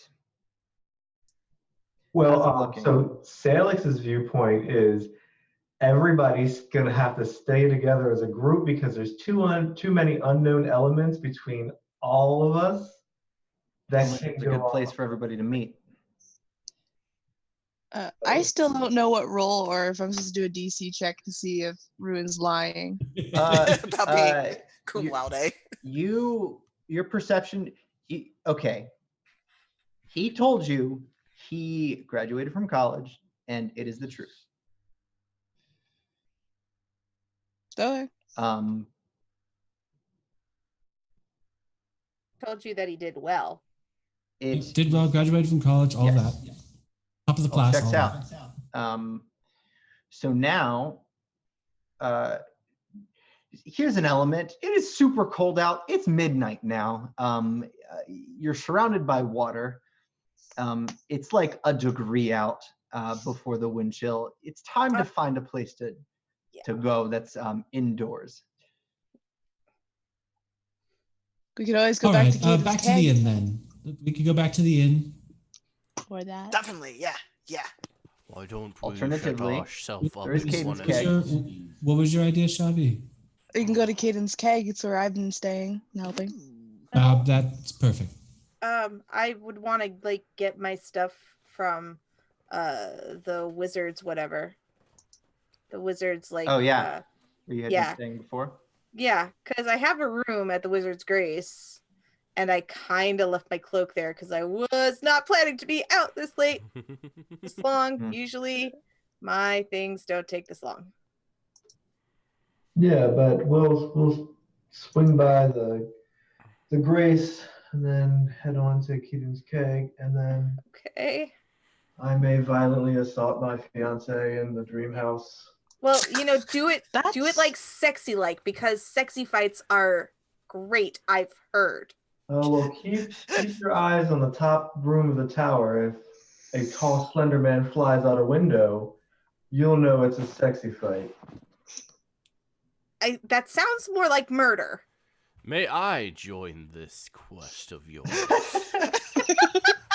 Actually, Moth, I would be delighted to have you there. So I'm gonna hang out with the pretty one Excellent. over here, Oh my and you gosh. guys will have some violent fun. All right, so yeah, first things first. Rune, are you're headed to run your last errand for the night? Maybe. No, he will stay with the group and and be okay with trying to meet up with Black Tusk again either tomorrow or tomorrow night. All right, and you will be heading up with Chavi and probably the director. Yeah, he'll be going to wherever Chavi's staying. Yep, and then let's talk about Sailix, Monica, and Moth. What are you guys up to? Well, I am walking Monica back to the Grace to get her stuff as planned. Yep. And then going to escort her over to the what do we say it? The Caden's keg. Caden's keg. All right. And I'm going to say, please don't leave me. Please don't leave me with the creepy thing.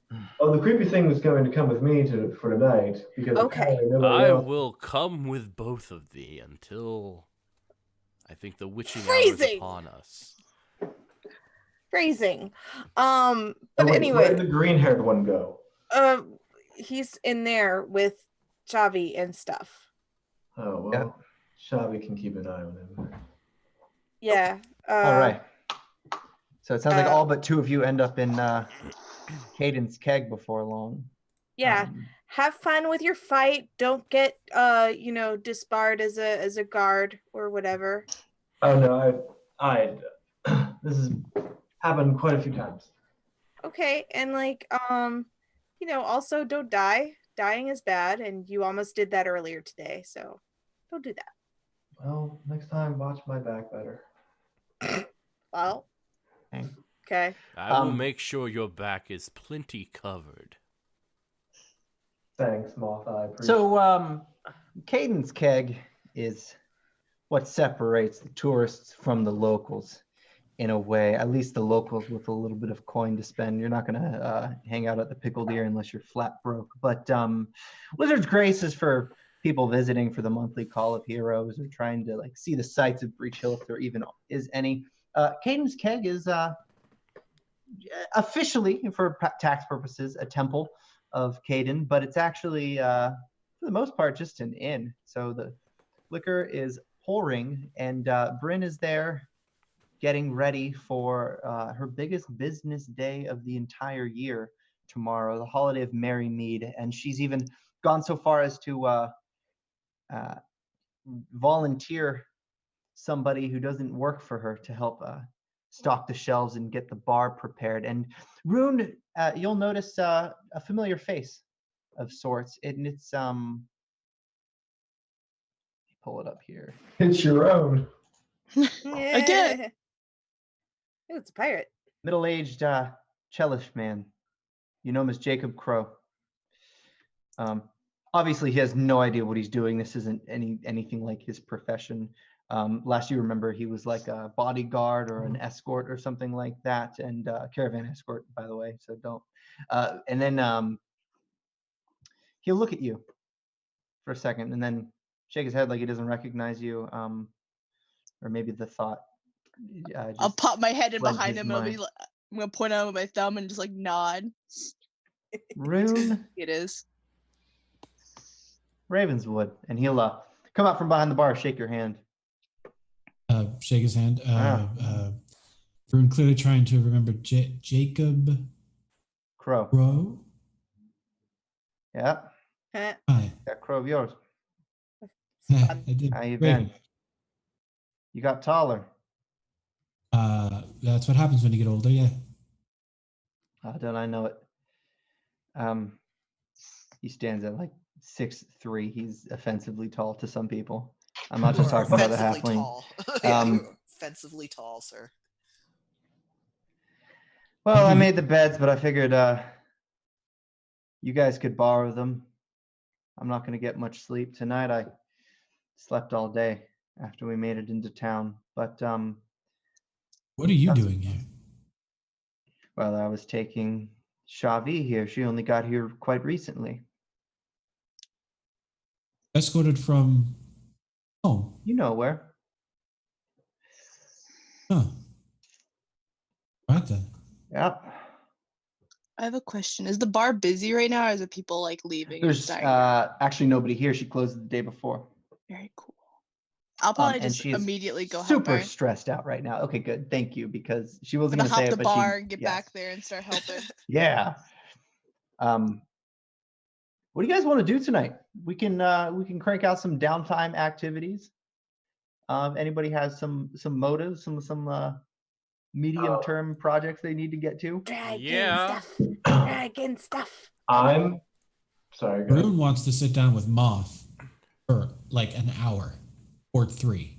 The director would like to be a part of that conversation. And I'm- All right. Moth is gonna do fun stuff. But also, does anyone want beer while we're here? Yes. Rune, Yes. Rune and the director, you guys should think of something. You're both arcanely talented. So if you're here to interrogate somebody gently, there's got to be some way to let magic help you in this situation. Oh, we're interrogating them? I just want to get the story. That is Yeah, all Moth I want. is an unliving enigma. Everybody has their price. That you summoned. You know. Yeah, I know for Moth, when he reaches the end, he's gonna illusionary disguise himself so he looks like a strapping young man, and he's gonna try his hand at engaging conversations with people who may or may not be attracted to him, or at least enjoy his conversation. Yeah, I'm gonna need a check on that one. I don't know about attracted, but I will certainly sit down interested in talking with him. Some random. Same. I would like to counter the performance. What was it? Where diplomacy? And There also, you go. Sailix, I take it you have an errand to run as well.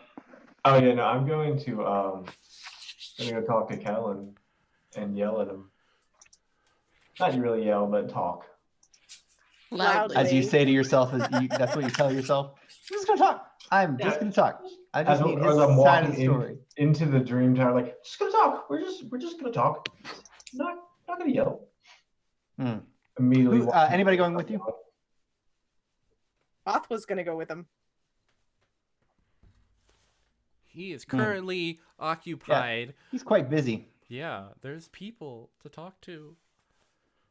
And Moth, you would have done an excellent job. Sailix, you check to see if you can take Moth, but it looks like they've got him in some sort of magical pseudo spell of sorts, where the purpose of it is actually quite vague, but it looks like they're interrogating him with magic in mind. If you want to continue without him, you can. You see, he's also in the middle of his own shenanigans. He's trying to morph into a more humanoid form. He did a good job, save for the part where he forgot to rotate his head back into a normal position. crack upside down. So it's just Nope. it's not a great look. Nope. Yeah, Sailix is gonna just kind of like look at the scene that they're going on there, and he's gonna kind of back out. He's like, "Well, I'll be back in like half an hour. I'm taking my lunch." And then he's Night gonna lunch? I work the night shift. Night lunch. 8. Then he's going to go talk to Kellen while they're doing their interrogation. So Chavi, hi. You're Hello. pretty. Beer. Do you like beer? I like beer. Of course I like beer. Spoken like a Sweet. halfling. I am a halfling, and I'm gonna pour a few for everyone that wants some.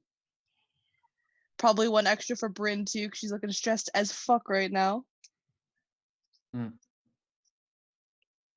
I will like do a very poor job of wiping down the bar after as I'm drinking.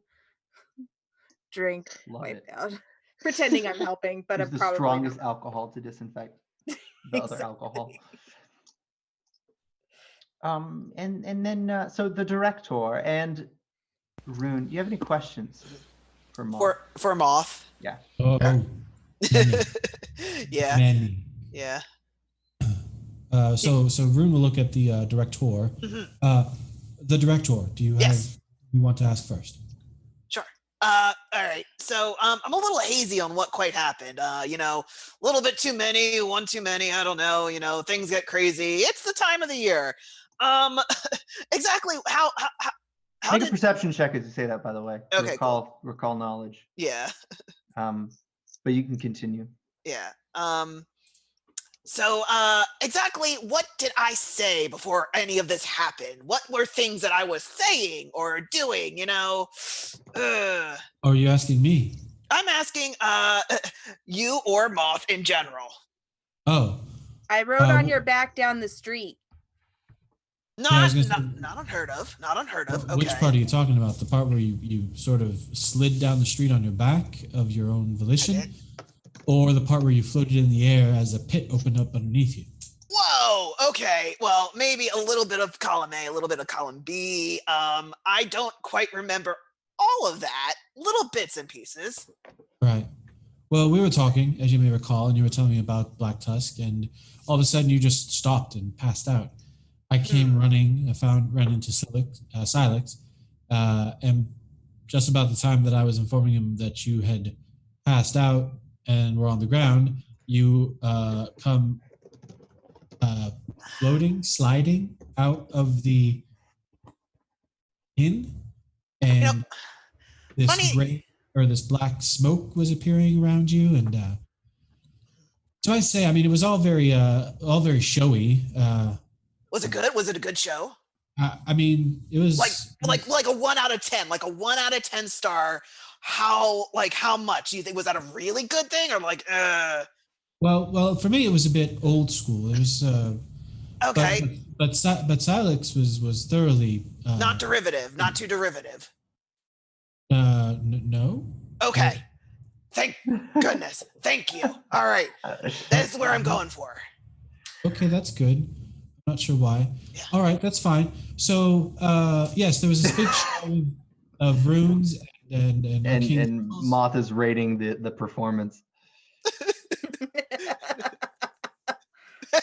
3.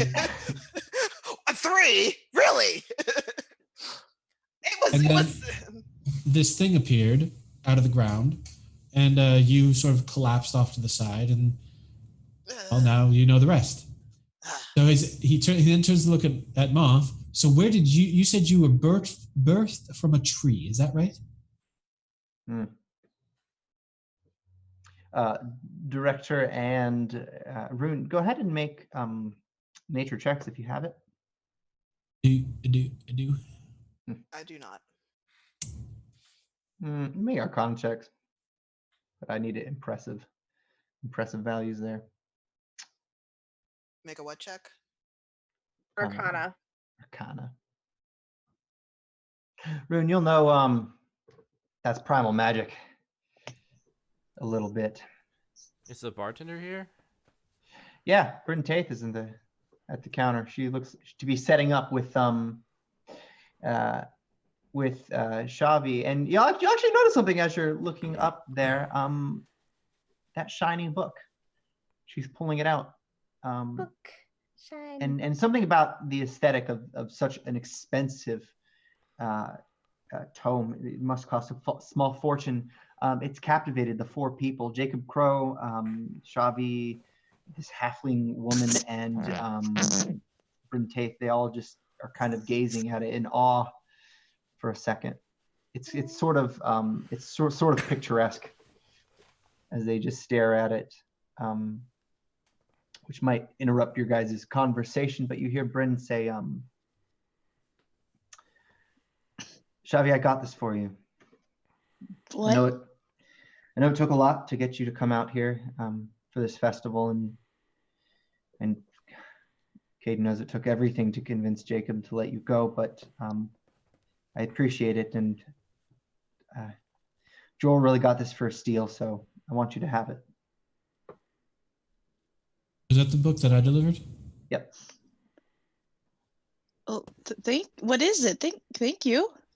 And I'll like grab it and kind of start looking through it. Yeah, you speak Draconic? Of course. All right. The title's in Draconic, so you know it's a book about the thing that the language is about, which is dragons, and it's super detailed, sort of like when you open like an old history book where you're like, I don't even know what I'm reading right now. It's like I understand the words, don't understand anything that's going on. It's going to take forever to figure out what it means, but this stuff is valuable. It almost looks like it's written in gold ink. Do you mind if I peek at your new book? I know a thing or two about dragons. So do I. Really? Yeah. I would love to have somebody to compare notes with. Well, whenever we have time to. I also another thank you to Bryn.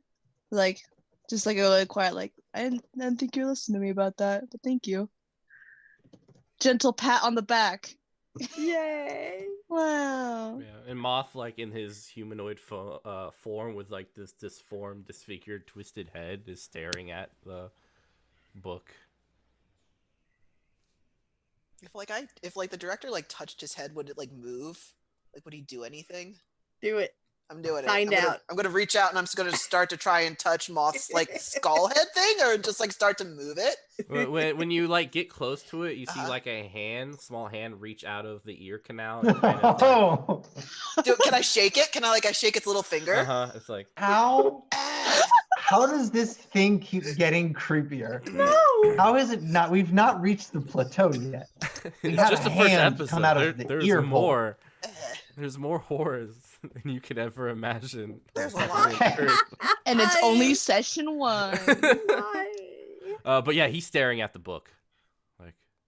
So for what it's worth, the script on the tome that's hanging at Rune's Waste is in Draconic as well, for those who are interested in such things. I am. Mood. I feel like you and I can learn a thing or two about a thing or two together. It'd be fun. Yeah. And the tome does look like the image next to my face. Does it? Yes. Jacob Crow is going to say, this is all fun and good, but since when did we read books from dragons instead of slaying them? Now, did I ever tell you about the time I ate dragon steak? Oh, no. You monster. Okay, Jacob, that's actually a lie. 21 years. 21 years. Hold on. Taking me back. 21 years. Got it. Meanwhile, I'm just peeking over Chavi's shoulder, reading but along. You're small. How I I'm am. in Cantargo. Okay, so it's your elbow, okay? I'm in Cantargo. Cantargo, got it. I just gotten back from a mission and things were changing. Change. I don't have time to talk about that now, but I can tell you the streets were filled with butchers and merchants, all trying to cut a piece of their own black dragon flank. Flank? Dragon flank? Is any of this true? Probably not. Chavi's like, I don't know about that, Chief. Like, just totally looking at him like, you're fucking dumb. It just sounds like any tale you would hear in a tavern, honestly. 'Cause that sounds monstrous. Yeah. Dragons are He'll just go beautiful. off to list. A 3. Yeah, You 3 out gave of him 10. a 3. You gave him a 3. It's gamey, for sure. Get me any higher. Jacob, you're not cool.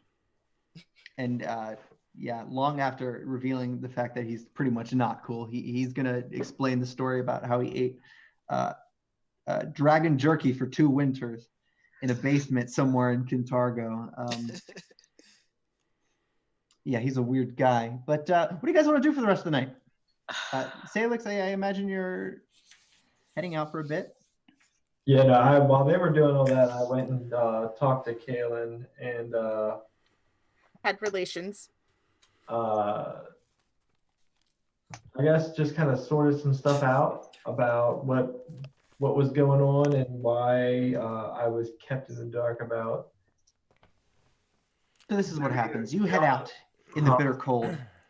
Something seems a bit strange. Your instincts act up again a little bit. So briskly, you head towards the Great Dream House, make your way up the stairs. You approach his room, and he's standing before his bed. What would you like to say to him? Kellen, look, we haven't always communicated the best, but we really need to start working on that. Look, I'm sorry. I didn't think my hand would be forced this early, and I didn't think this would happen this year, but don't come after me. And you wake up in Cadence Keg. It seems that instead of heading out to the Great Dream House, you were just tired enough to fall asleep. And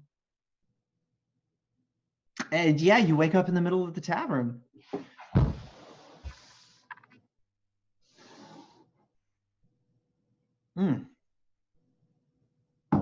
How did you get here? He was here the whole time. He was fell here the whole asleep. time? Yeah, he just passed out. Oh, I was He never like left. I was not paying attention. Fixated on the dragon book. Well, and the person holding the Felix, dragon book. But make a that's perception check for me. Me? Yeah. Now, or unless, I mean, if there's anything else you would like to inquire about. No, I'll like overanalyze the dream later. Sounds good. Anything about no? So you're just gonna rub your eyes. It was like a long sleep, and then you don't know what happened. I mean, did you visit him? Did you visit him and come back, fall asleep, and forget about it? You don't know. But it all seems a little fishy, knowing Kellen's antics. Oh no. Womp womp. Womp, No, womp. I'm, Anybody else have anything else? And Yeah, so like as Moth continues to look at this book, you can see like his hands start to push down into the wooden bar, and like the illusionary disguise starts to fall apart as you see like a fingernail break and split, with some blood dripping from the amount of pressure he is placing upon this wooden desk as he continues to look at this book, and it's almost like watching something tear out of a paper mache as he starts to rip the skin from his exterior, and as he does, it kind of just fades into ash. So all that's left is this, the skeletal bones gripping the wood as he drags a long tongue against the wood, and it's not in a place that you normally think a tongue should be. It's kind of dangling from a place that's kind of hard to discern what anatomy should have been there in the first place. There is nothing nothing family friendly about you, is there? There is nothing. I didn't Cute. think you could get more horrifying, No, but I was it just wrong. keeps coming. It just keeps going. What Lovecraft horror are you? And he Lovecraft. just starts like banging the wood table as he's looking at this book, clearly very angry. Whoa, calm down. Calm down. It's okay. Why are you so angry? What's going on? Yeah, you Let's good? talk it out, buddy. Let's talk it. Rune's just watching. He places a hand upon the wood, and places what probably were lips at one point in time, but are just kind of like the black teeth dragging against the wood, as he's like, they don't know, they don't understand, they are like children. We must be graceful and merciful.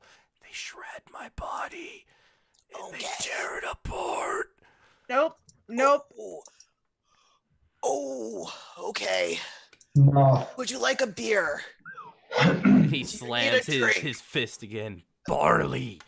You offer me barley. Okay. Whiskey? Vodka? We probably have. I'll just gently A shot of close the. vodka. Shot of I'm gonna vodka. close the God. book and bring out a bottle of fucking Shut vodka. that ish. Yep. Yep. I'm gonna I walk up have to- extricated myself away from Chavi and is just like, nope, not dealing with this. Nope. Rune will walk up to the bar where Moth was beating on it, and just his hands will glide over the wood as it mends. Thank you. Tearing- Ooh. I think I want to note this like whole time, like Chavi's just gently like intrigued by everything that Moth does. It's because like she's like read about it or stuff like it, Yep. or maybe heard stories in the past. You don't know. The stuff of And just- terrors. It's just nice to experience, even though it's this. Yeah. So, Sailix, if you want, you can go back to the Great Dream House to see whatever the heck was happening there. If you want, unless you already feel like you know what it was. So I'm like this, like they've had those kind of interactions before, though. I'm sure. Yeah. Yeah. So like it's trustworthy that like he's gonna finish up here, make sure like this, and then he'll go and look at it, make sure he's actually gone like he said he was. After. Yep. He's gone. And then he's gonna burn the dream house down. Fuck yeah. What? I'll just burn the whole temple. That's fine. That's not sacrilege or anything. It's not my god. I don't care. Jeez. It's not my god. That's the greatest way to resign Hey, from buddy. the city guard. You doing okay? Did you have a bad dream or something? So I think, unless anybody else has anything else, I think that resolves tonight. Everybody stays at Caden's Keg. There's a million threads of mystery here that weaves into a blanket of I don't know what the heck is going on. But come the morning, a lot is happening. Namely, it's Merry Mead.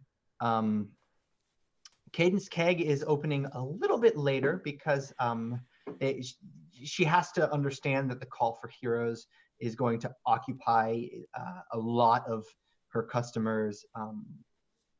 They're all just going to be there anyway, so why not open late, especially if there's still preparations to be made.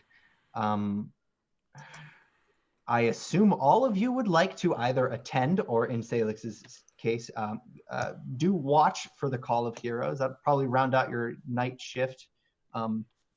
You tend to have a little bit of overlap with your brother, so you'll both be in the room.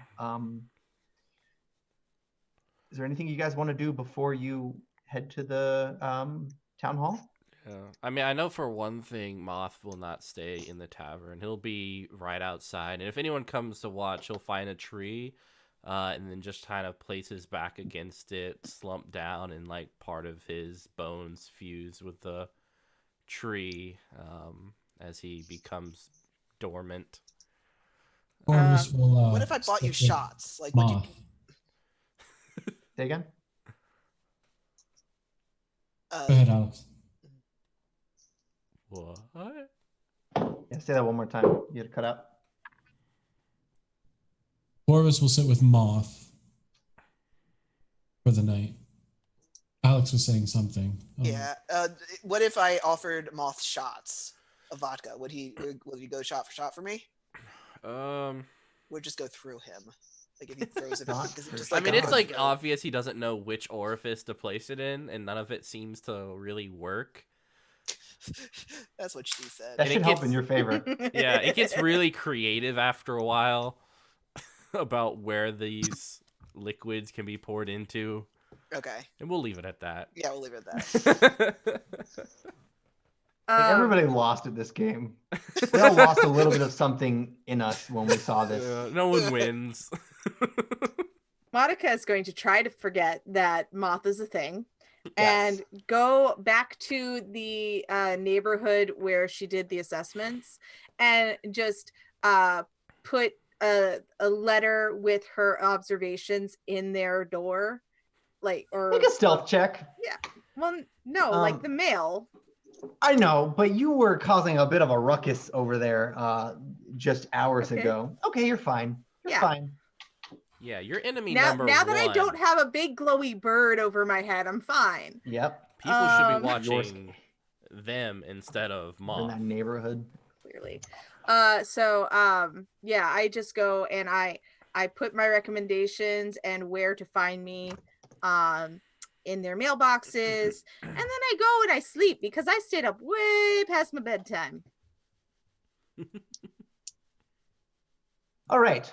So one way or another, you guys made it. You guys made it to the next day, remarkably, unbelievably, and you are in I got big. the Breach Hill Town Hall. Yeah. I'll be in the back where I should be. Decide where you want to be. Assume that you'll probably get here a little early amongst the crowd, but other than that, the entire auditorium will be filled to the brim. People will be standing in the sides, a couple people in the rows, because these town halls have just been absolutely blowing up lately. So decide where you'd like to sit with respect to, like each other and who is keeping an eye on who. Yeah. I mean, a Moth will, before coming in, use illusionary disguise again to give himself a normal-ish looking appearance.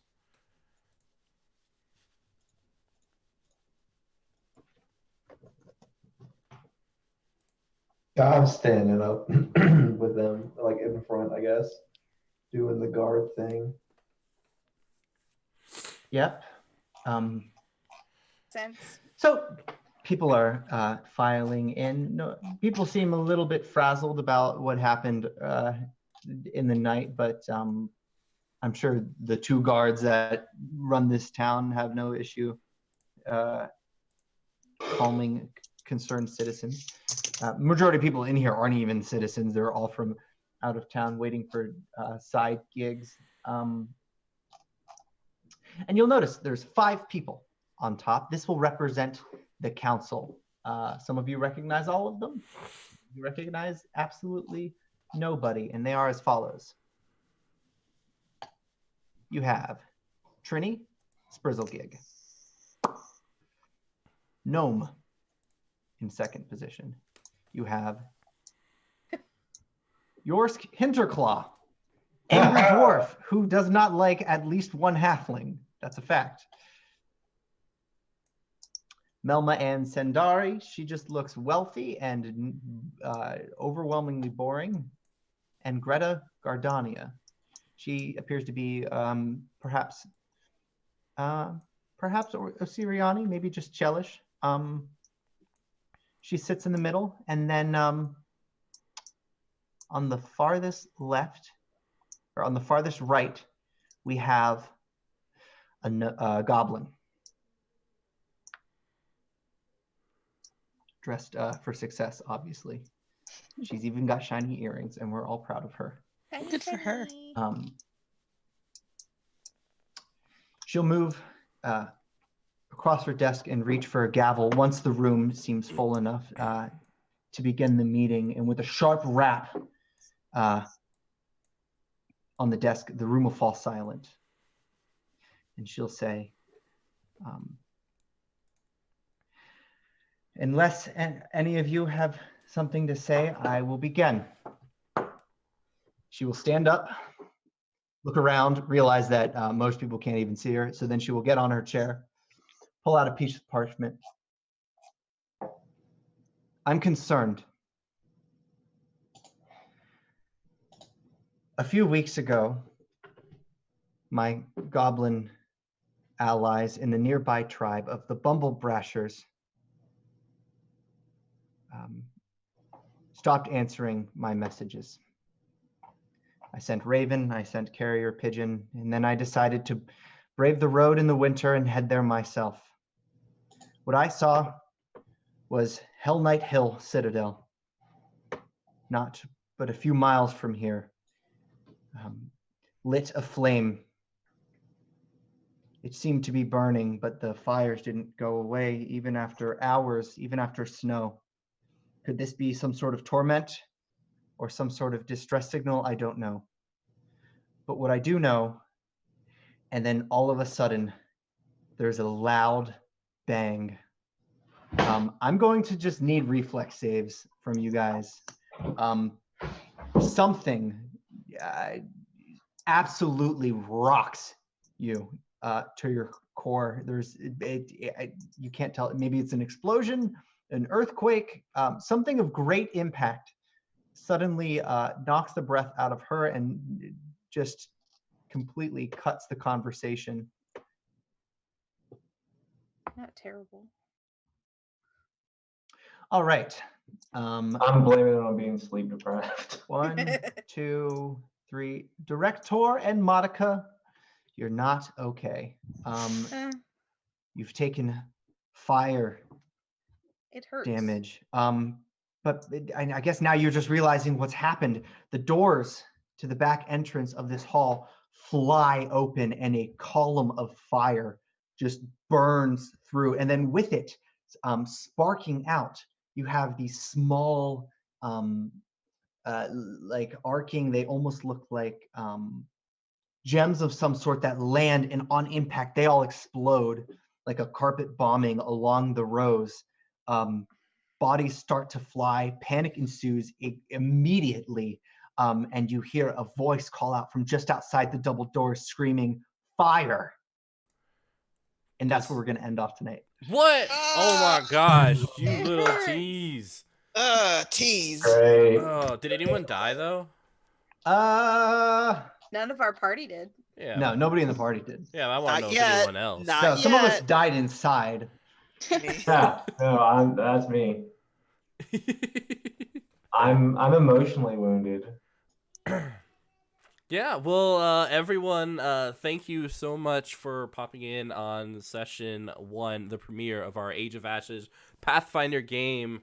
And once again, we're kind of going to go through, introduce you to our whole cast members, giving you guys, because I'm sure people are also curious about what class and races we are playing.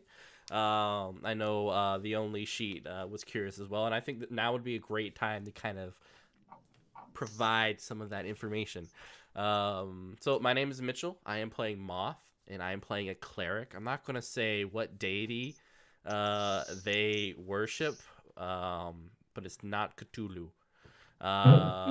He is a Leshy, which is in one of the newer books that 2e has put out. So like this little earth wood spirit. So yeah. Daniel, why don't you illuminate us a little bit? My name is Daniel. I was playing Sailix, who is an elven guard, and he is a fighter.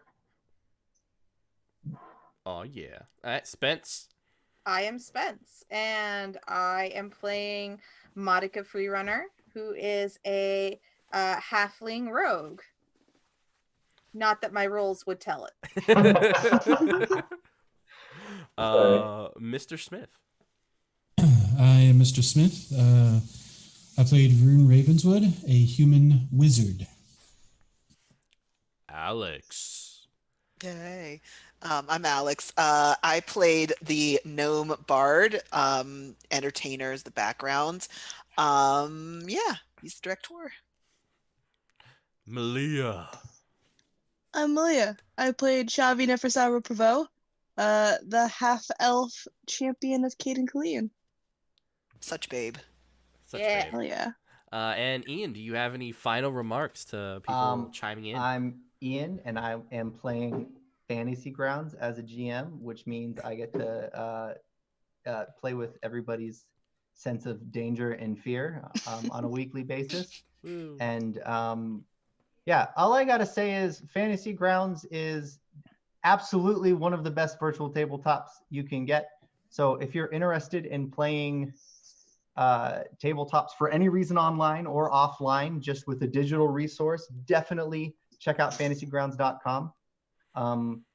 Also, we were using the Only Sheet to automate a lot of parts of character creation and management. So check out theonlysheet.com if you have Microsoft Office. And see us here next week. Thanks, the Only Sheet, for being in the chat. We appreciate you being active. Yeah, definitely. And not only will we be doing more of this campaign, but we'll also be doing short little videos to kind of help people get used to 2E, as well as kind of the different tools you can use to make it a more easier experience. This is Penny for a Tale, the channel all about TTRPG drama and the new and the beautiful and the unique. So check us out. I know tomorrow we are continuing on with our Cult Black Madonna campaign, which if you enjoy Moth, tomorrow you will love that. If Moth was a GM, yeah, imagine Moth as a GM. Yeah, it's Mitchell's chance to get revenge on me. Exactly. Really is, yeah, and it's gonna be complete revenge. It'll just be the same story, but with little elements of horror.